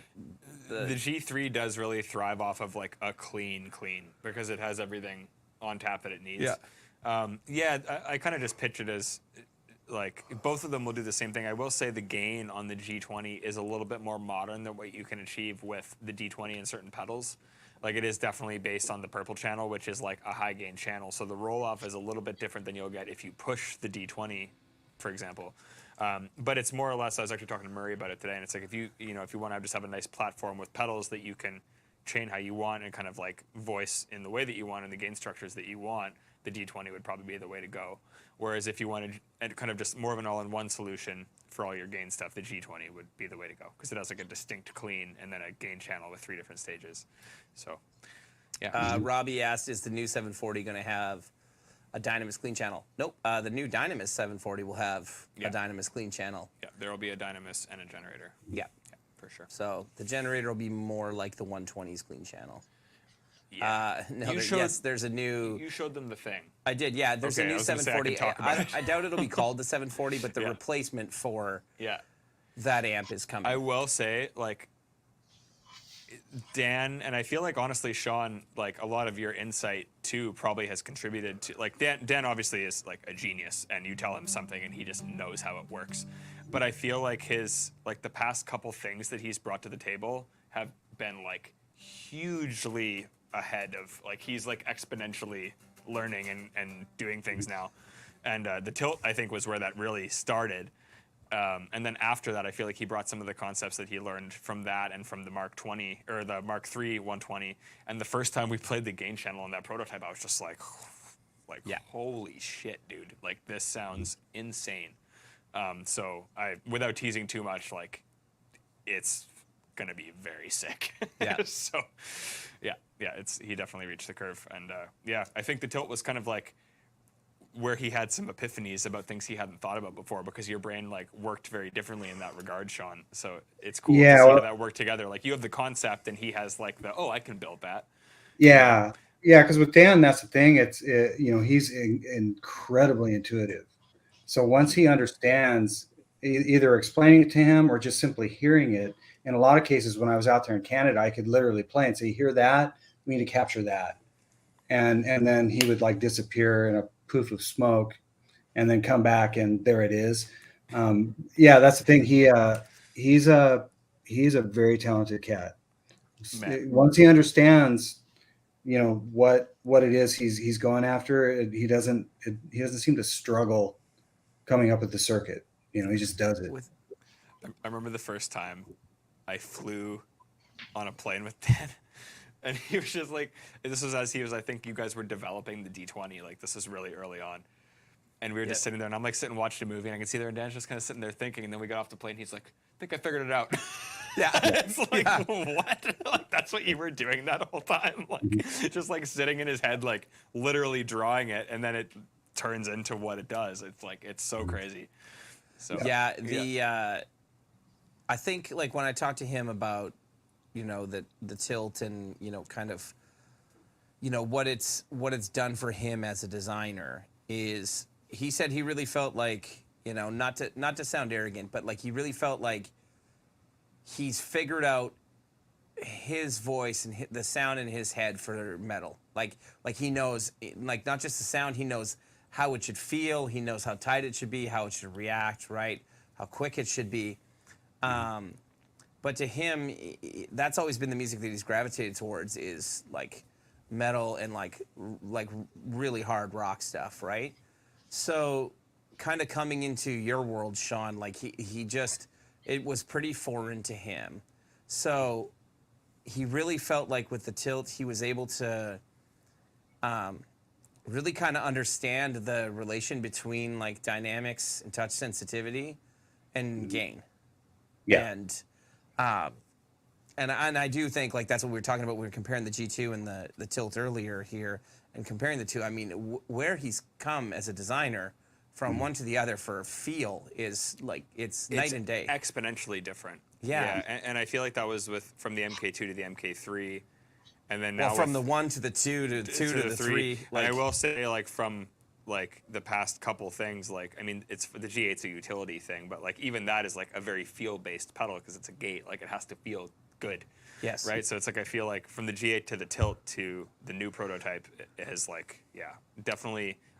Like the tone was always there, but now it's like with the Tilt, it's the dynamic sensitivity and it's the I mean, we're not precious about telling you guys things that we're working on. The prototype combo that we have here that we've been working on, I won't tell you guys what it is, but there's a new combo that we've been working on for months. Yep. And that is not 100 pounds. No. And like the old Dynamis combo. Yes, exactly. Yeah, exactly. Like, what is important? Sound isn't important. This other one weighs way too much. It has to weigh less than this. Can it weigh less than ow, ow, ow? So the difference in touch sensitivity and feel on any newer circuit he has designed, to me, I found that's to be like the biggest difference in what I notice of what he's done. And like, I know this I feel bad because the way that I was saying this, it almost sounds like he didn't understand touch sensitivity in that before. He did. That's what I loved about, like, that's what hooked me on the generator versus other high gain amps I was playing, is that it felt so perfect. It was nice and tight, and the bottom end was nice and tight. But I mean, I play all that like bluesy hard rock stuff, and it still worked so much better than, you know, the Rectos and the 5150s and anything like that if I wanted something really high gain. And just where he's come from there, like, the dude's just a genius. That's all it comes down to. It's like, pretty crazy. And I feel like, again, like a lot of these new developments in that have come from, like you were saying, he knew what he wanted right away with the generator, and he did that. And now these new things are things that he's learned from people that have played our gear and from players that he has met now. Like, you know, we've like come a long way since he started designing that and gotten input from people that he wouldn't have thought of otherwise, and like can actually interpret that into things that are like tangible products, which is crazy. I mean, so, Shawn's the biggest influence on that, I think, with him over anyone, because exactly what you said, Shawn. Like, the times that you've been up here where you sit and talk with him and you're like, hear that? Hear what that's doing? And see what I'm doing with my hands? Like, hear that? That's what it needs, right? Or like, this is the thing. Yeah, that's the thing. Yeah, he was, like I said, extremely intuitive. Once he understood it, then he was off to the races, you know. And that's what was crazy to me. It was like a lot of those things just needed to be like shown to him, and then he's like, "Oh yeah, okay, I can do that." Yeah. And that's pretty much it. So it was really cool to like kind of watch. I mean, like, when I say be involved with the process, like, I had nothing to do with the development of this pedal, but like just being around during all of that was such a cool process to watch and like be a part of, like, observe, you know. Yeah. And I learned things even just from that too that I was not, like, I was hearing, but I wasn't aware of what I was hearing, or there were certain things that were like, that's nice to my ear, but like, why is that happening? And I feel like a lot of that started to make more sense listening to you guys. So it's really cool. Right on. Yeah. I can't rev the like button more than once. Yeah. Nice. Hey, Shawn, thanks for everyone for the meet. Oh, love the tilt pedal. Thanks, Sam. Oh, thanks, Sam. Yeah. Heard a lot of guys say the generators sound like amp tones on a finished recording. Yeah, that was my first impression. It was really hi-fi. Like, I remember at the time, it's funny, Murray was here earlier today, because the first time I played at Rev, Murray was my boss at Quest. Right. When he was there. And I remember you brought in the Mark I, and my dad was the tech at the shop at that point, and I was using, which was a great amp. I was using a Blackstar Series 1, which I did enjoy quite a bit. It was pretty dry, so I'd use a lot of like dry. That was kind of where I learned about boosting and stuff. But I just remember you brought the MK1 in, and I plugged into it, and my dad's just like behind the desk in the back. He's like, "Oh, it sounds better than your amp." I was like, "Oh fuck, here we go." So yeah, it was great. But yeah, they're very hi-fi. Like, when people make the comparisons to like certain other amps, it's like they have those characters for sure, but there's a certain evenness and clarity that is there. The thing I always hear, that it's mix ready tones, right? Like that it's like, and Shawn, I think you've put it best, that like you like that, like either the pedal or the D20 or like the Gen 740, like it's just so easy to get it to not argue with you, right? Like, I Yeah, think that's it's very record ready. Yeah. Just turn it on and go. It's not a lot of dialing, especially that was the you guys can't see it, but my 740 sitting there, and honestly, it's like I love the green channel, but I've brought that. I use the blue channel on some of the Crosby stuff I did because it sat in the track perfect. I was bumping through amps clean, hit the clean on that, and I was like, now this is easy. So Yeah. that Totally, man. that's I'm jealous of his snap. I can't snap like I can't that. snap my fingers at all. Like, You can't either. I literally can't. like, My wife makes fun of me. I can't snap my fingers. I've never been able to. I can't do it. I'm not sure what it is. You I'm do just this. doing it wrong. What's But that? I literally can't do it. That was Shawn. Yeah. Oh no, that's Do you guys just have like broken joints in your hands? Like, I don't understand what's going on here. Stobes, I don't know how you can do that because normally one hand is up your ass.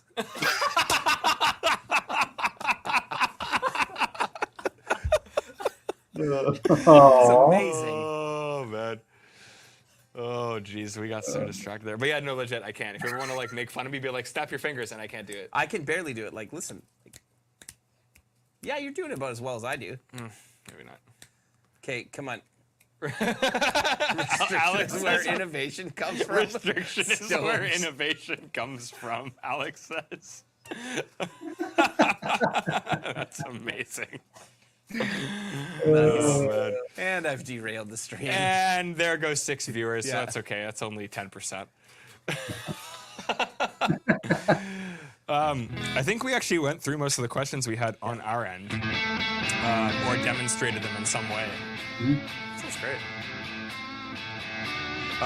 Does anyone in here have any questions about the Tilt or any other stuff they want to ask Shawn or anything about the Rev gear?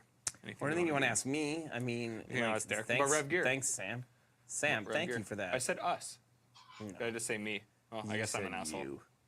Did I? I have no idea. Am I that self-centered that I didn't even notice that? No, Shit. you're narcissistic. It's different. Oh, fine. No, that's where I don't realize. Yeah. No, that's okay. Yeah, anything you guys want to ask? Hey, so Mesa Boogies are dead, Shawn? No. what? No, I got Mesa Boogies? Did Shawn say that? I know I there's would a few never of them. say that. No, there's a handful kicking here that we love.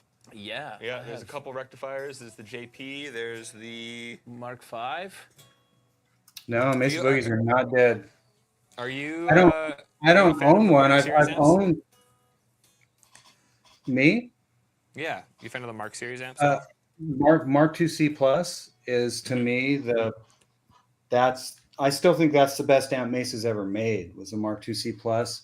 The Mark III, I really liked what it was basically. A lot of guys call them the red stripe, but I like the red dot version of the Mark III was fabulous. I had some Mark IVs, Triaxis. I had quad preamp. I had the studio preamps. I had the Blue Angel head. I had dual and triple rectifiers. They're all great. It's just I played so much Mesa over a good amount of time that I just shifted away. But no, Mesas are not dead, and they're great amps. My sensibilities have kind of shifted away from Mesa, but they're great. Yeah, Mesas are not at all dead. I would never say that. Yeah. I hear that Terry's got I was one. gonna Terry. Yeah. I'm in the middle of working a deal with Terry right now, and I just didn't get back to him because sorry, Terry. I'll message you after the stream. But yeah, it's if you scroll back up, Antonio said that he had asked a question about a generator that we obviously missed. And I Yeah, don't say know what that- what it was. So go ahead and go away. Let's see how far up, Anthony. Yeah, I don't know how far up. Antonio, sorry. Oh, there it is. Maybe. So if I can't afford a generator now, but some amps don't give you what you want, you can crank them. Does the generator have a master and it can be played at low volume and sound good? Yes, absolutely. Absolutely. So aside from the fact that it does also run at 10 watts if you want, Dan and I have talked several times about like with the generator specifically, like the D20 is a very different approach to an amplifier and a very different audience for that type of amp. With the generator, where it's a very large 4-channel amplifier. Each channel was kind of created to exist in its own space, whether it's pushed or not. Like he essentially wanted just to get a lot of the tone within that channel of what it would sound like if it was being pushed anyway, and just have that controllable without having to do that to your master, like in the preamp. So I find that even when you push the clean or like the crunch channel in the 120, like there's a sweet spot for sure. Like you get everything right around like 6, I guess, on the preamp. And once you hit that point, like I don't think there's a heck of a lot of difference in terms of how you push the amp. You can just use your master to get an appropriate level at that point. And with the 10-watt mode, definitely you can still run it at home, especially with the 2-notes rig. You can run it directly into your computer, anything like that. Headphones, whatever you want to do. Yeah, literally anything. So, yeah, absolutely. Like the generator, like I use a generator 120 at home all the time, like for just jamming and recording because I can run it into my interface. You know, so definitely no concerns in that regard. I think that amp was like, it's kind of the opposite of what we were talking about in this regard. Like with that amp, every channel is just like the clean channel is the clean channel, the crunch channel is the crunch channel, and you can kind of get all the dynamics that you would want out of a pushed amp just from within those channels. So, Yeah. long-winded answer, but I hope that helps. Yeah, what do you think of that? Actually, also the having a global depth and presence control is awesome, because if you do turn like the and I've done it and it's great. I've turned the generator down to like, speaking volume levels without running in 10-watt.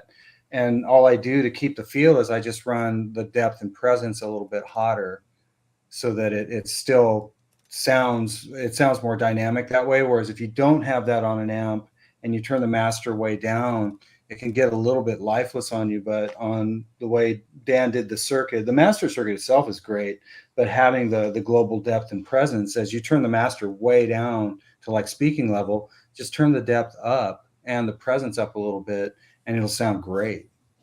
Yeah, absolutely. Anthony, my always on settings, they can try to zoom in for you, but legit, man, it is the like easiest thing on the planet. It is pretty much everything at noon. I didn't look at Derek's, and mine are the exact same actually for the D20.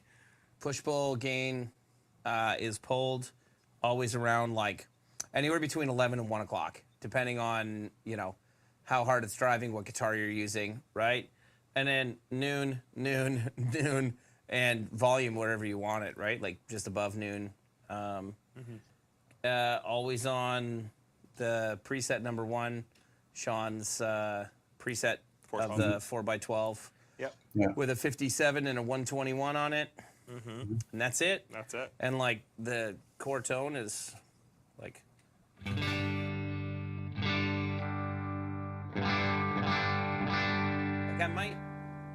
I might go all the way to 1 o'clock, right? Like.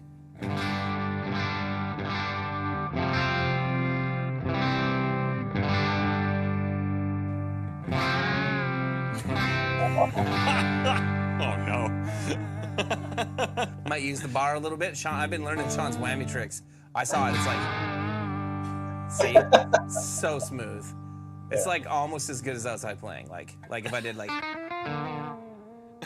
I didn't even know how you did that. Sounds just like Jeff Beck, man. No, I have to do it while I'm playing, right? I'm gonna Like, rewatch this stream and learn how you made that sound.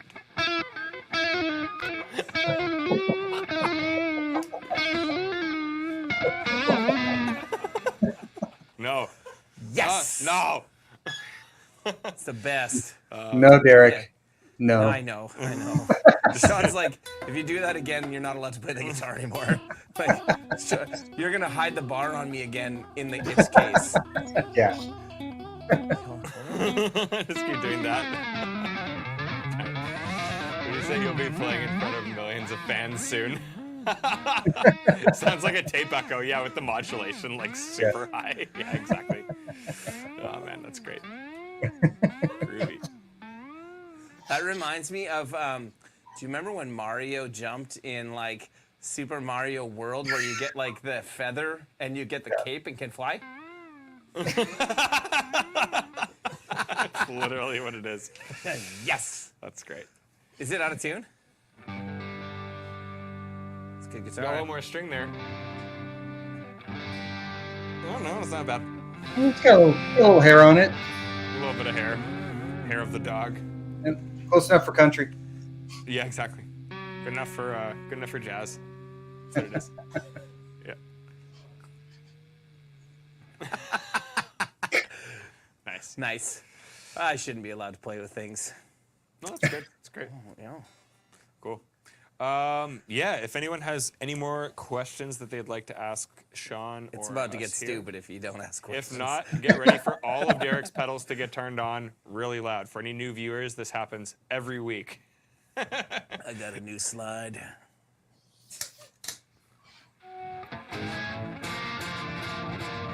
Oh god. Nope, I don't. It worked better than the Cheeto I was did. gonna say, do we got any more? The Cheesies. Hawkins Cheesies. Sorry, not Cheetos. Are you deaf or are you stupid? No, I just have better taste buds. What? Let's see, Nelder 7, yeah, dynamic and ribbon. That's the way to go. Yeah. Yes. Absolutely. That's the combo. Yeah, where I can Codeine Coster. Oh man, I have no idea. No, I don't. Go downtown. Yeah. I'm sure someone will have something. Oh, I ruined it on that one. Oh, I'm sorry, I can't do that. Walmart on Regent. There you go. Charles B says Walmart on Regent. Boom. Make ZZ Top sound like a hummingbird. Oh man, Alex says. do you know what my favorite thing is? Do you mean like sweet vibrato? Is that what you're talking about? No. It's a two-person job. Sam, get in there. What do I need to do? What do I have to do? On the whammy bar? ZZ Top, go.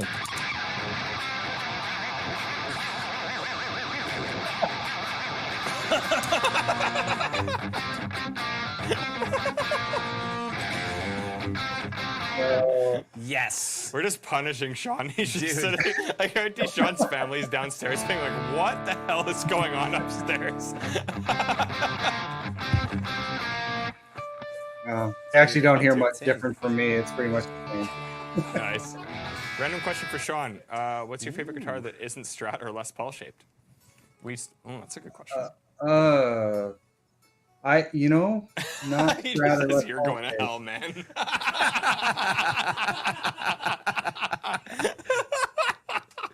That's the best comment today. Thank you, Michael.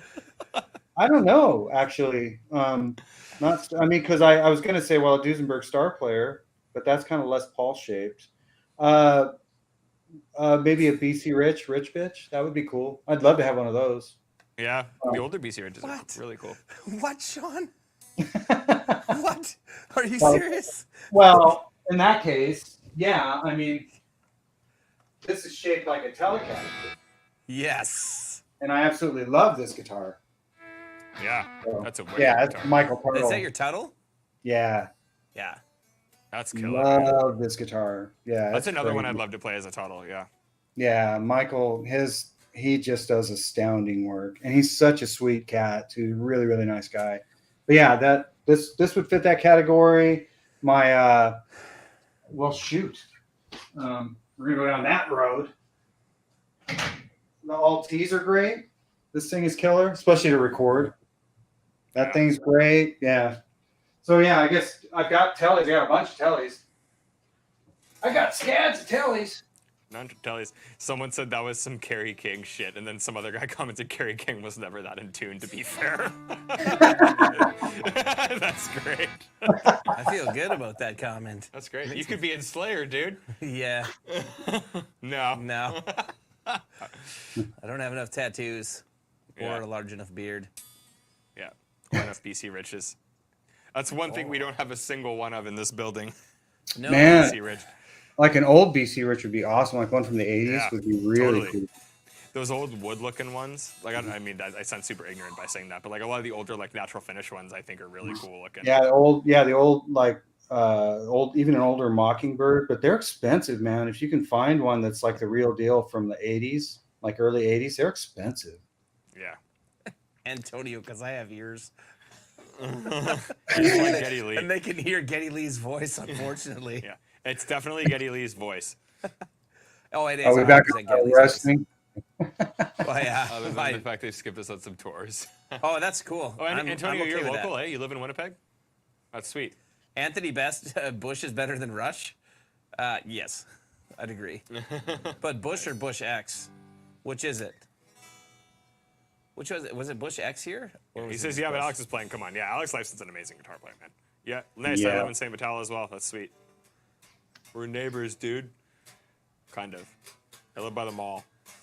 Maybe we're neighbors. I don't St. like Vital's Rush big. because Nickelback is Canada's rock band. Yo, you see they're putting out new tunes? Are they? Yeah. Oh, no, I They just didn't know announced that. they're putting out new music. I am not enough of a super Hype. fan. Hype for Fair. Nickelback. Nice. Yeah. Yeah, everybody get on those new Nickelback tunes. Nice. Let's go. Yeah. Blue Ninja was P90. Yep.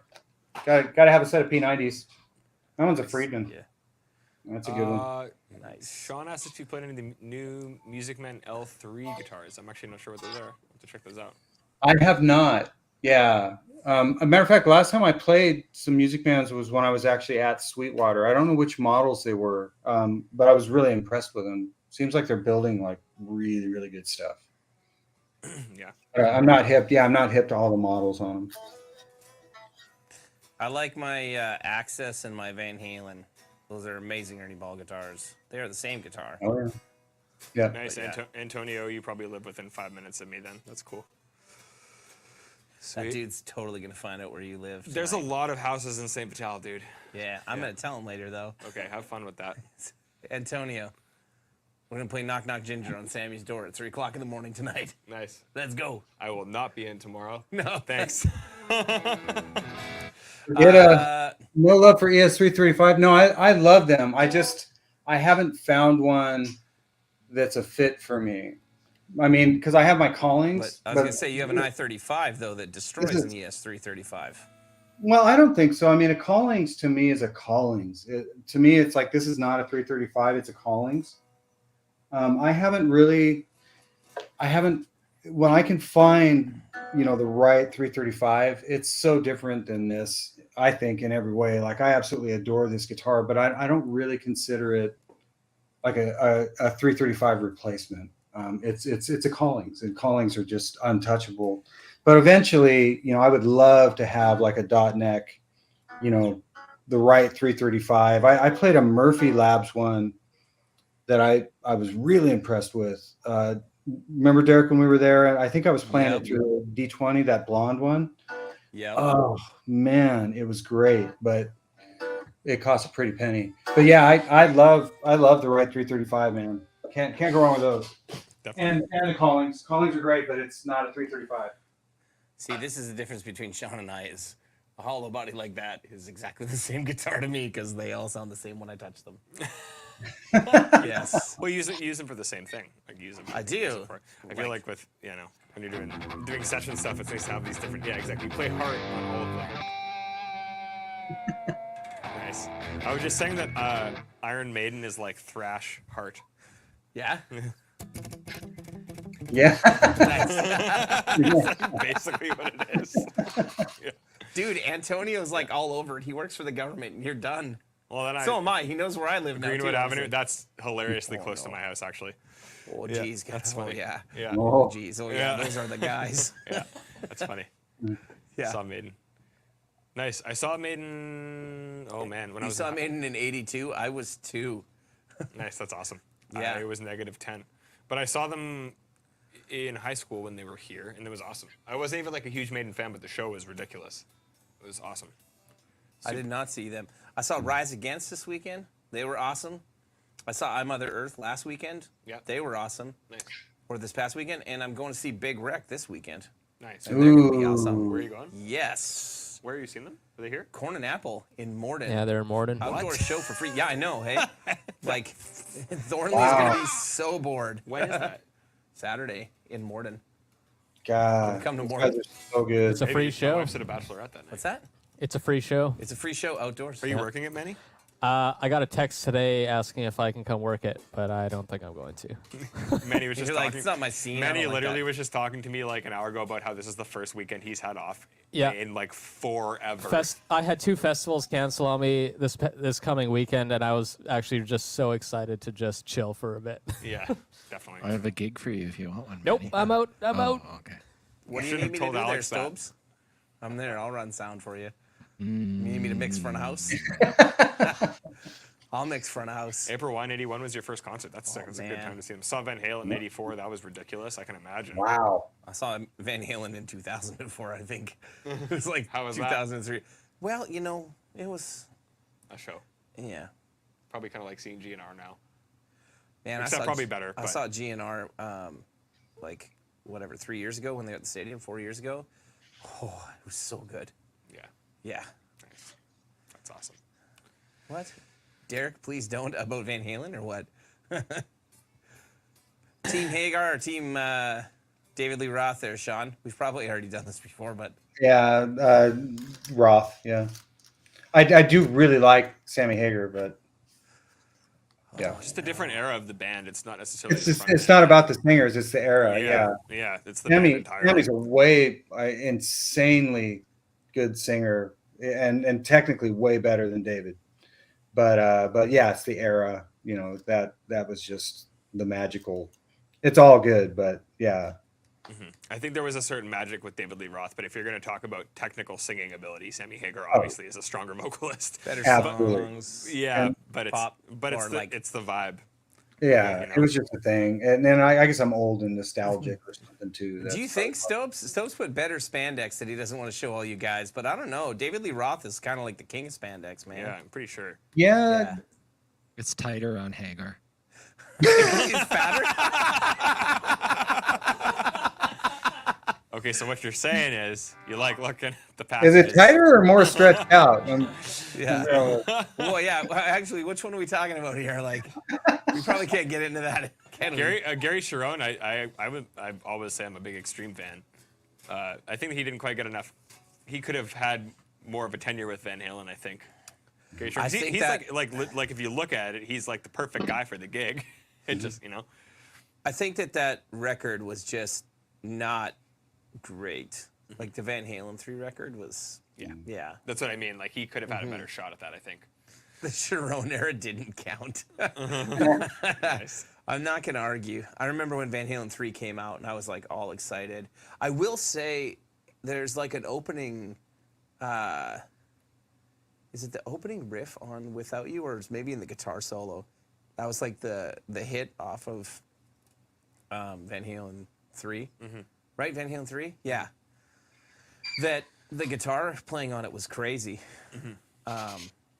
He did something he must have been using like a whammy pedal or something that it just sounded nuts. Kind of like, I will give David Lee Roth that Me Wise Magic song that came out, like when they actually tried to make him sing like a real song, like It wasn't just like a yelling. pop song, Yeah. like a hard rock pop song. I don't know what you call it. Do you remember that song, Sean? Me Wise sort Magic? of. I was pretty checked out of that. Yeah. So Eddie does this great intro on it, and he uses a Steinbrenner with a trans trim. Steinberger? Steinberger? Headless. Strandberg, right? Steinberger. Strandberg is the. I thought it was Strandberg, right? Steinberger, and then the Strandberg. Didn't Steinberger do the trans bridge Yeah, stuff? Steinberger. That They were Eddie- they were. I think Steinberger was just like the original Or headless. is it Steinbrenner? Which one was the guy? Isn't Steinbrenner a sports guy? I was going to say from I thought that Seinfeld. was like Yeah. a Isn't yeah. he the owner George's of the boss Yankees? I in thought it was like the the owner of the Yankees. Yankees or something. Yeah, exactly. like a Yeah, news 100%. commentator. Something like that. Something, yeah, like a sports journalist or something. But no, there's the Steinberger. My dad used to have a Steinberger. With a trans Okay. trim. Did it Yeah. have the trans trim? Yes. Yeah. Okay, so Eddie does it. Everybody go check this out after the stream. Listen to, it was on the Van Halen Best of Volume 1 record that they came out with in like probably like 97, 98, somewhere in and around there. Right at the, like in the intro of the tune, he uses that trans trim and it just sounds so badass. Yeah, I wanted to buy one of those guitars just to figure that out. Kind of like I wanted a Telly with a B bender. Yeah. And I then got you got it. it and you were like, and I'm like, "Meh, cool. cool. I'm never going to do figure out that how to again." use this. Yeah, exactly. So, Yeah. yeah. Yeah. Terry, you know what I'm talking about. So, where Pretty Woman didn't come out the way they wanted. I mean, I'm not a big fan of like, It's the cover, right? yeah. Is it Pretty Woman? Is that Roy Orbison? Yeah. I Yeah. think it's Roy was it Roy that originally wrote it, or did Roy make it popular? I think I don't know. Could be just that he made it popular. I thought he wrote it. I don't know. He might have. I don't know. Yeah. He might have. It's just so many of those old songs. You think like the guy that sang it back in the day, and then there's two people before that guy, you know. And Oh I don't yeah, know. like Maybe Roy my- wrote it. You know? my like music history knowledge is so bad that like legit it was only like maybe like 3 years ago that I learned that Hard to Handle was not a Black Crowes tune. Oh, really? Oh yeah. But that's And then easy though. That's an easy mistake to make, you know. Yeah. And I'm like, wow, this is like arguably your biggest hit is a cover, right? Yeah. Like, Well, you really I got me too, right? yeah, you really got me. Yeah. Yeah. Yeah. Yeah. The next. Cool. Roy wrote it along with Bill Dees. Yeah, right on. Thanks, Cool. David. Bill Dees and Royo. Very cool. Classic Yeah. tune. Was Finish What You Started with David Lee Roth, or was that that was Sammy, wasn't it? One baby, finish what you Yeah. start. Was that? God, was that Sammy or? I don't know. One of these Yeah, guys. Sammy. Yeah, Sammy. Great tune. Nice. Yeah. Sammy can sing his balls off, man. Yeah. He can still sing too. He still Like, sounds great. Yeah, he's in his like Yeah. 70s now, 74, something like that. Yeah. That's crazy. Yeah, he's Yeah. badass. Oh, you went too? Yeah. Or I have a weird echo. I was just gonna say we just started getting an echo out of nowhere. We Yeah, didn't I don't find know any weird- where that's come from. It didn't service or change something. anything on here, so. What movie was this song in? I don't know what movie it was in. Pretty Woman was in Pretty Woman though. I know that one. Nice. You're welcome. Yeah, sick trivia. How do you remember that? Yeah, okay, let's see. What Van Halen songs were in movies? Does everybody remember? Okay, Lethal Weapon 3 was Fire in the Hole off of Van Halen 3. Come on. You don't know that one? Oh. The only Gary Sharon one to make a movie. With Lethal Weapon 3, Lethal Weapon 4. One Are of we the two. counting Panama or no? Is Panama in a movie? Panama's in lots of movies, I think. Mostly like party boy movies. Twister. Mr. Nuno is probably my favorite guitar player of that era for sure. Yeah, someone just asked if we like Nuno. Yeah, Nuno. Yeah, crazy good. Yeah. Feel. Yeah, killer Sure. feel. Like Nuno's. Yeah, he's a killer player. It was like a funked up Van Halen, basically. Yeah. Yeah. Yeah. Yeah. All right, we got sidetracked really. Real bad, yeah. Like, if real there's bad there. anything else anyone Can wants you to guys ask talk about your ref products, please? Sure. What do you want to know, Thomas? Tomas? So right now I'm playing out of tune, but I'm playing the Tilt Overdrive into the D20. Here is the D20. It is a 20-watt single-channel pedal platform amp, two 6v6s, couple of EC3. EC3s? Yeah, 12 AX7s. 3-band EQ, push-pull gain pod, master volume, 2 notes torpedo embedded, which is the sweet, sweet tones you're hearing this evening are direct, coming at you via Shawn Tubbs' special 4x12 preset with a Royer 121 and a Shure SM57 combo.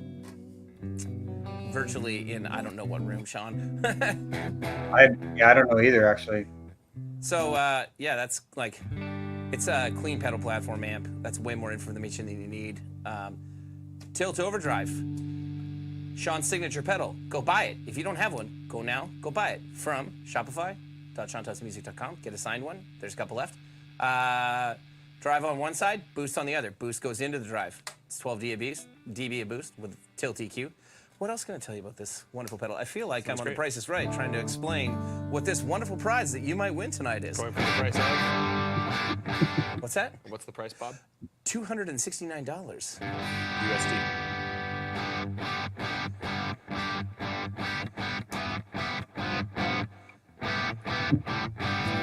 So there's the drive side. Here it is boosted.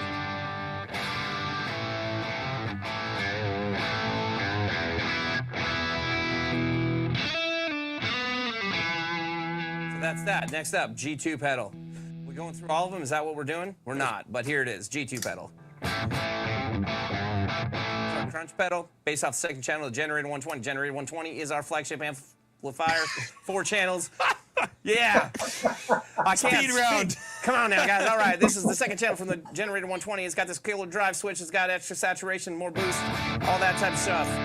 You love it. You need it. Tones in a box. Next up, G3.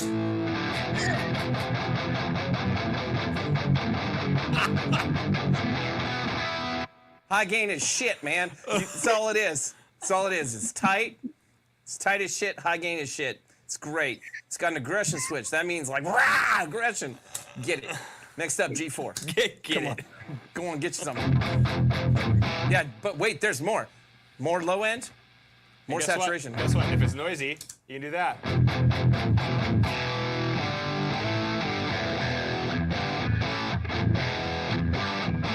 That's not first on real phone kind of. Actually, it might be.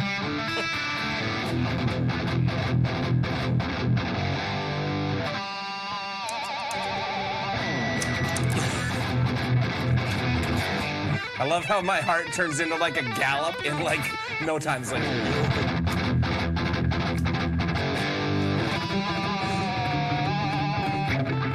yeah.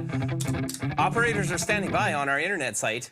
If you go on the interwebs, you can find us at revamps.com and find out more information. Or if you just go on the YouTubes, where you're probably watching this from right now, there's like 6 million videos about all our products. Because we just like spray the internet with cash to get people to try our stuff. Because that is what people think, is that I wish we had the money to spray the internet with cash. Where's my profits, Bill? Yeah. Let's go. So, anyway. Now, in all seriousness, go check out Shawn's YouTube channel or our YouTube channel or literally every gear demo channel, guitar channel on the internet, and just search Rev, and you're going to find something, and you'll find somebody who's going to use one of our products the way that you like. They are built for every type of guitar player.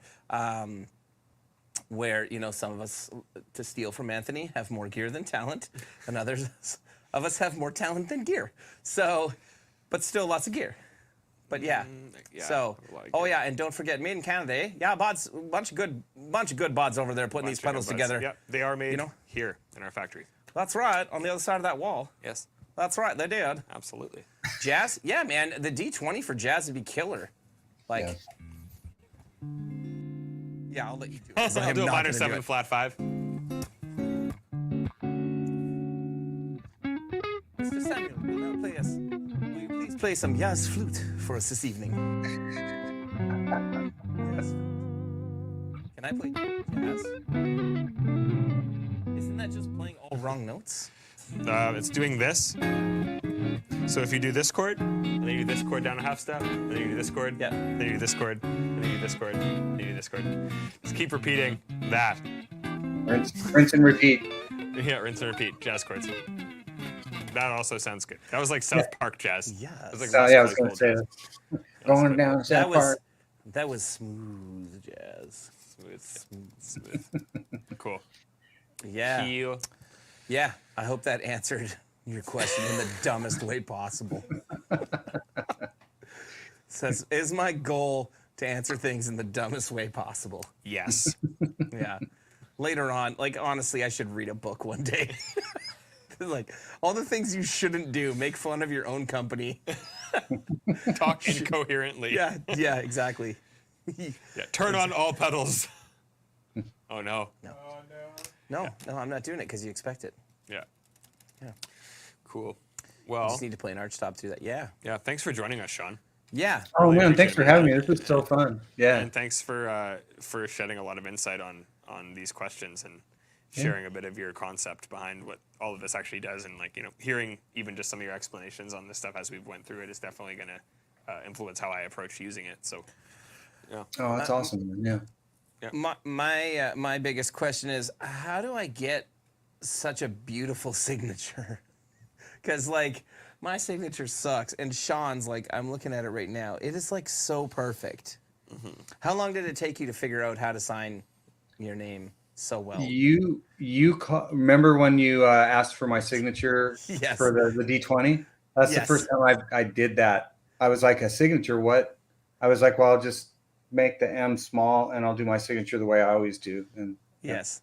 that's and then my you were like, And then you're just like, these hands can do no wrong. So look, this is what happens. So here it His is. hair signed it. Dave Hogan says his hair signed My it. hair That's signed it. great. Yeah. Yeah. It did. Yeah, sweet. Have you decided that's an important question, Sean? Have you decided what you're doing about your hair? You've talked about it more than once. Oh, look at that. You cannot Will see you it look at at all. it? Would you just look at that? Look at Just it. look It's at just. that. Can Will you you guys look actually at see it? that on the internet? Because we On the can't. interwebs? Yeah, you can see it. Nice. No, I'm still growing the hair out. That's the consensus. Is I'm gonna keep looking like Chewbacca. Nice. Well, the beard isn't out of control, so you're good.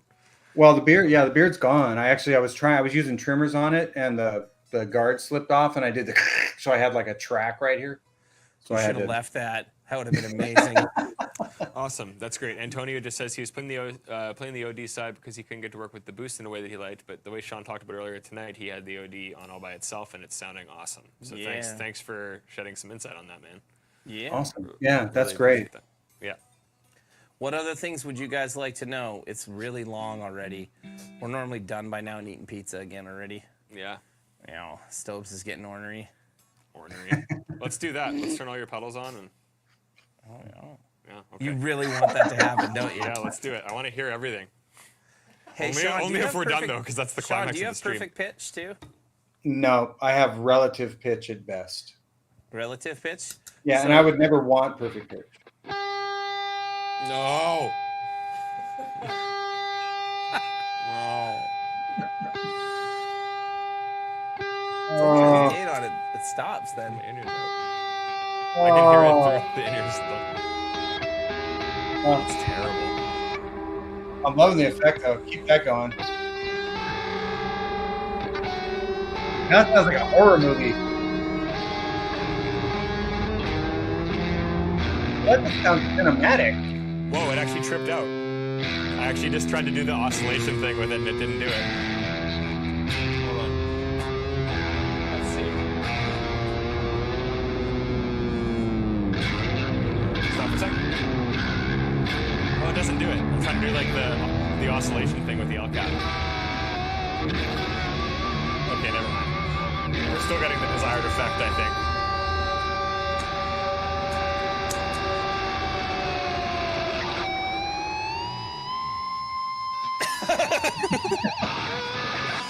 Oh, man. Okay, thanks, everybody. We really appreciate you tuning in. This is what you've been looking forward to all night, right?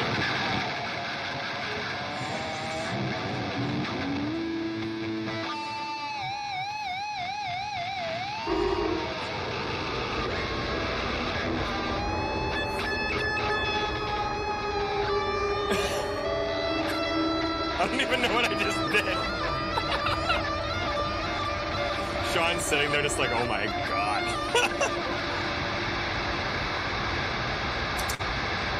It doesn't work Turn very the noise well. gate off. Why didn't it turn everything off? All right. Thanks, guys. Thanks, everybody. Have a great night. Thanks for Hey, tuning in. everybody. We'll be back next week. Thank you, Sean. Yep. Absolutely. Thank you guys. Take care, guys. Yeah. Why isn't the noise gate stopping it? Oh, the noise can stop the noise. Oh, yeah! Sean Avalogi been playing guitar forever. He's been playing forever. He'll be back. The dawn of time. And how can you make money from playing? Oh, man. It's a trap. Yeah. You know what? You have to trick everybody. Yes. Yeah. Oh, yeah! Oh, yeah! Okay, bye.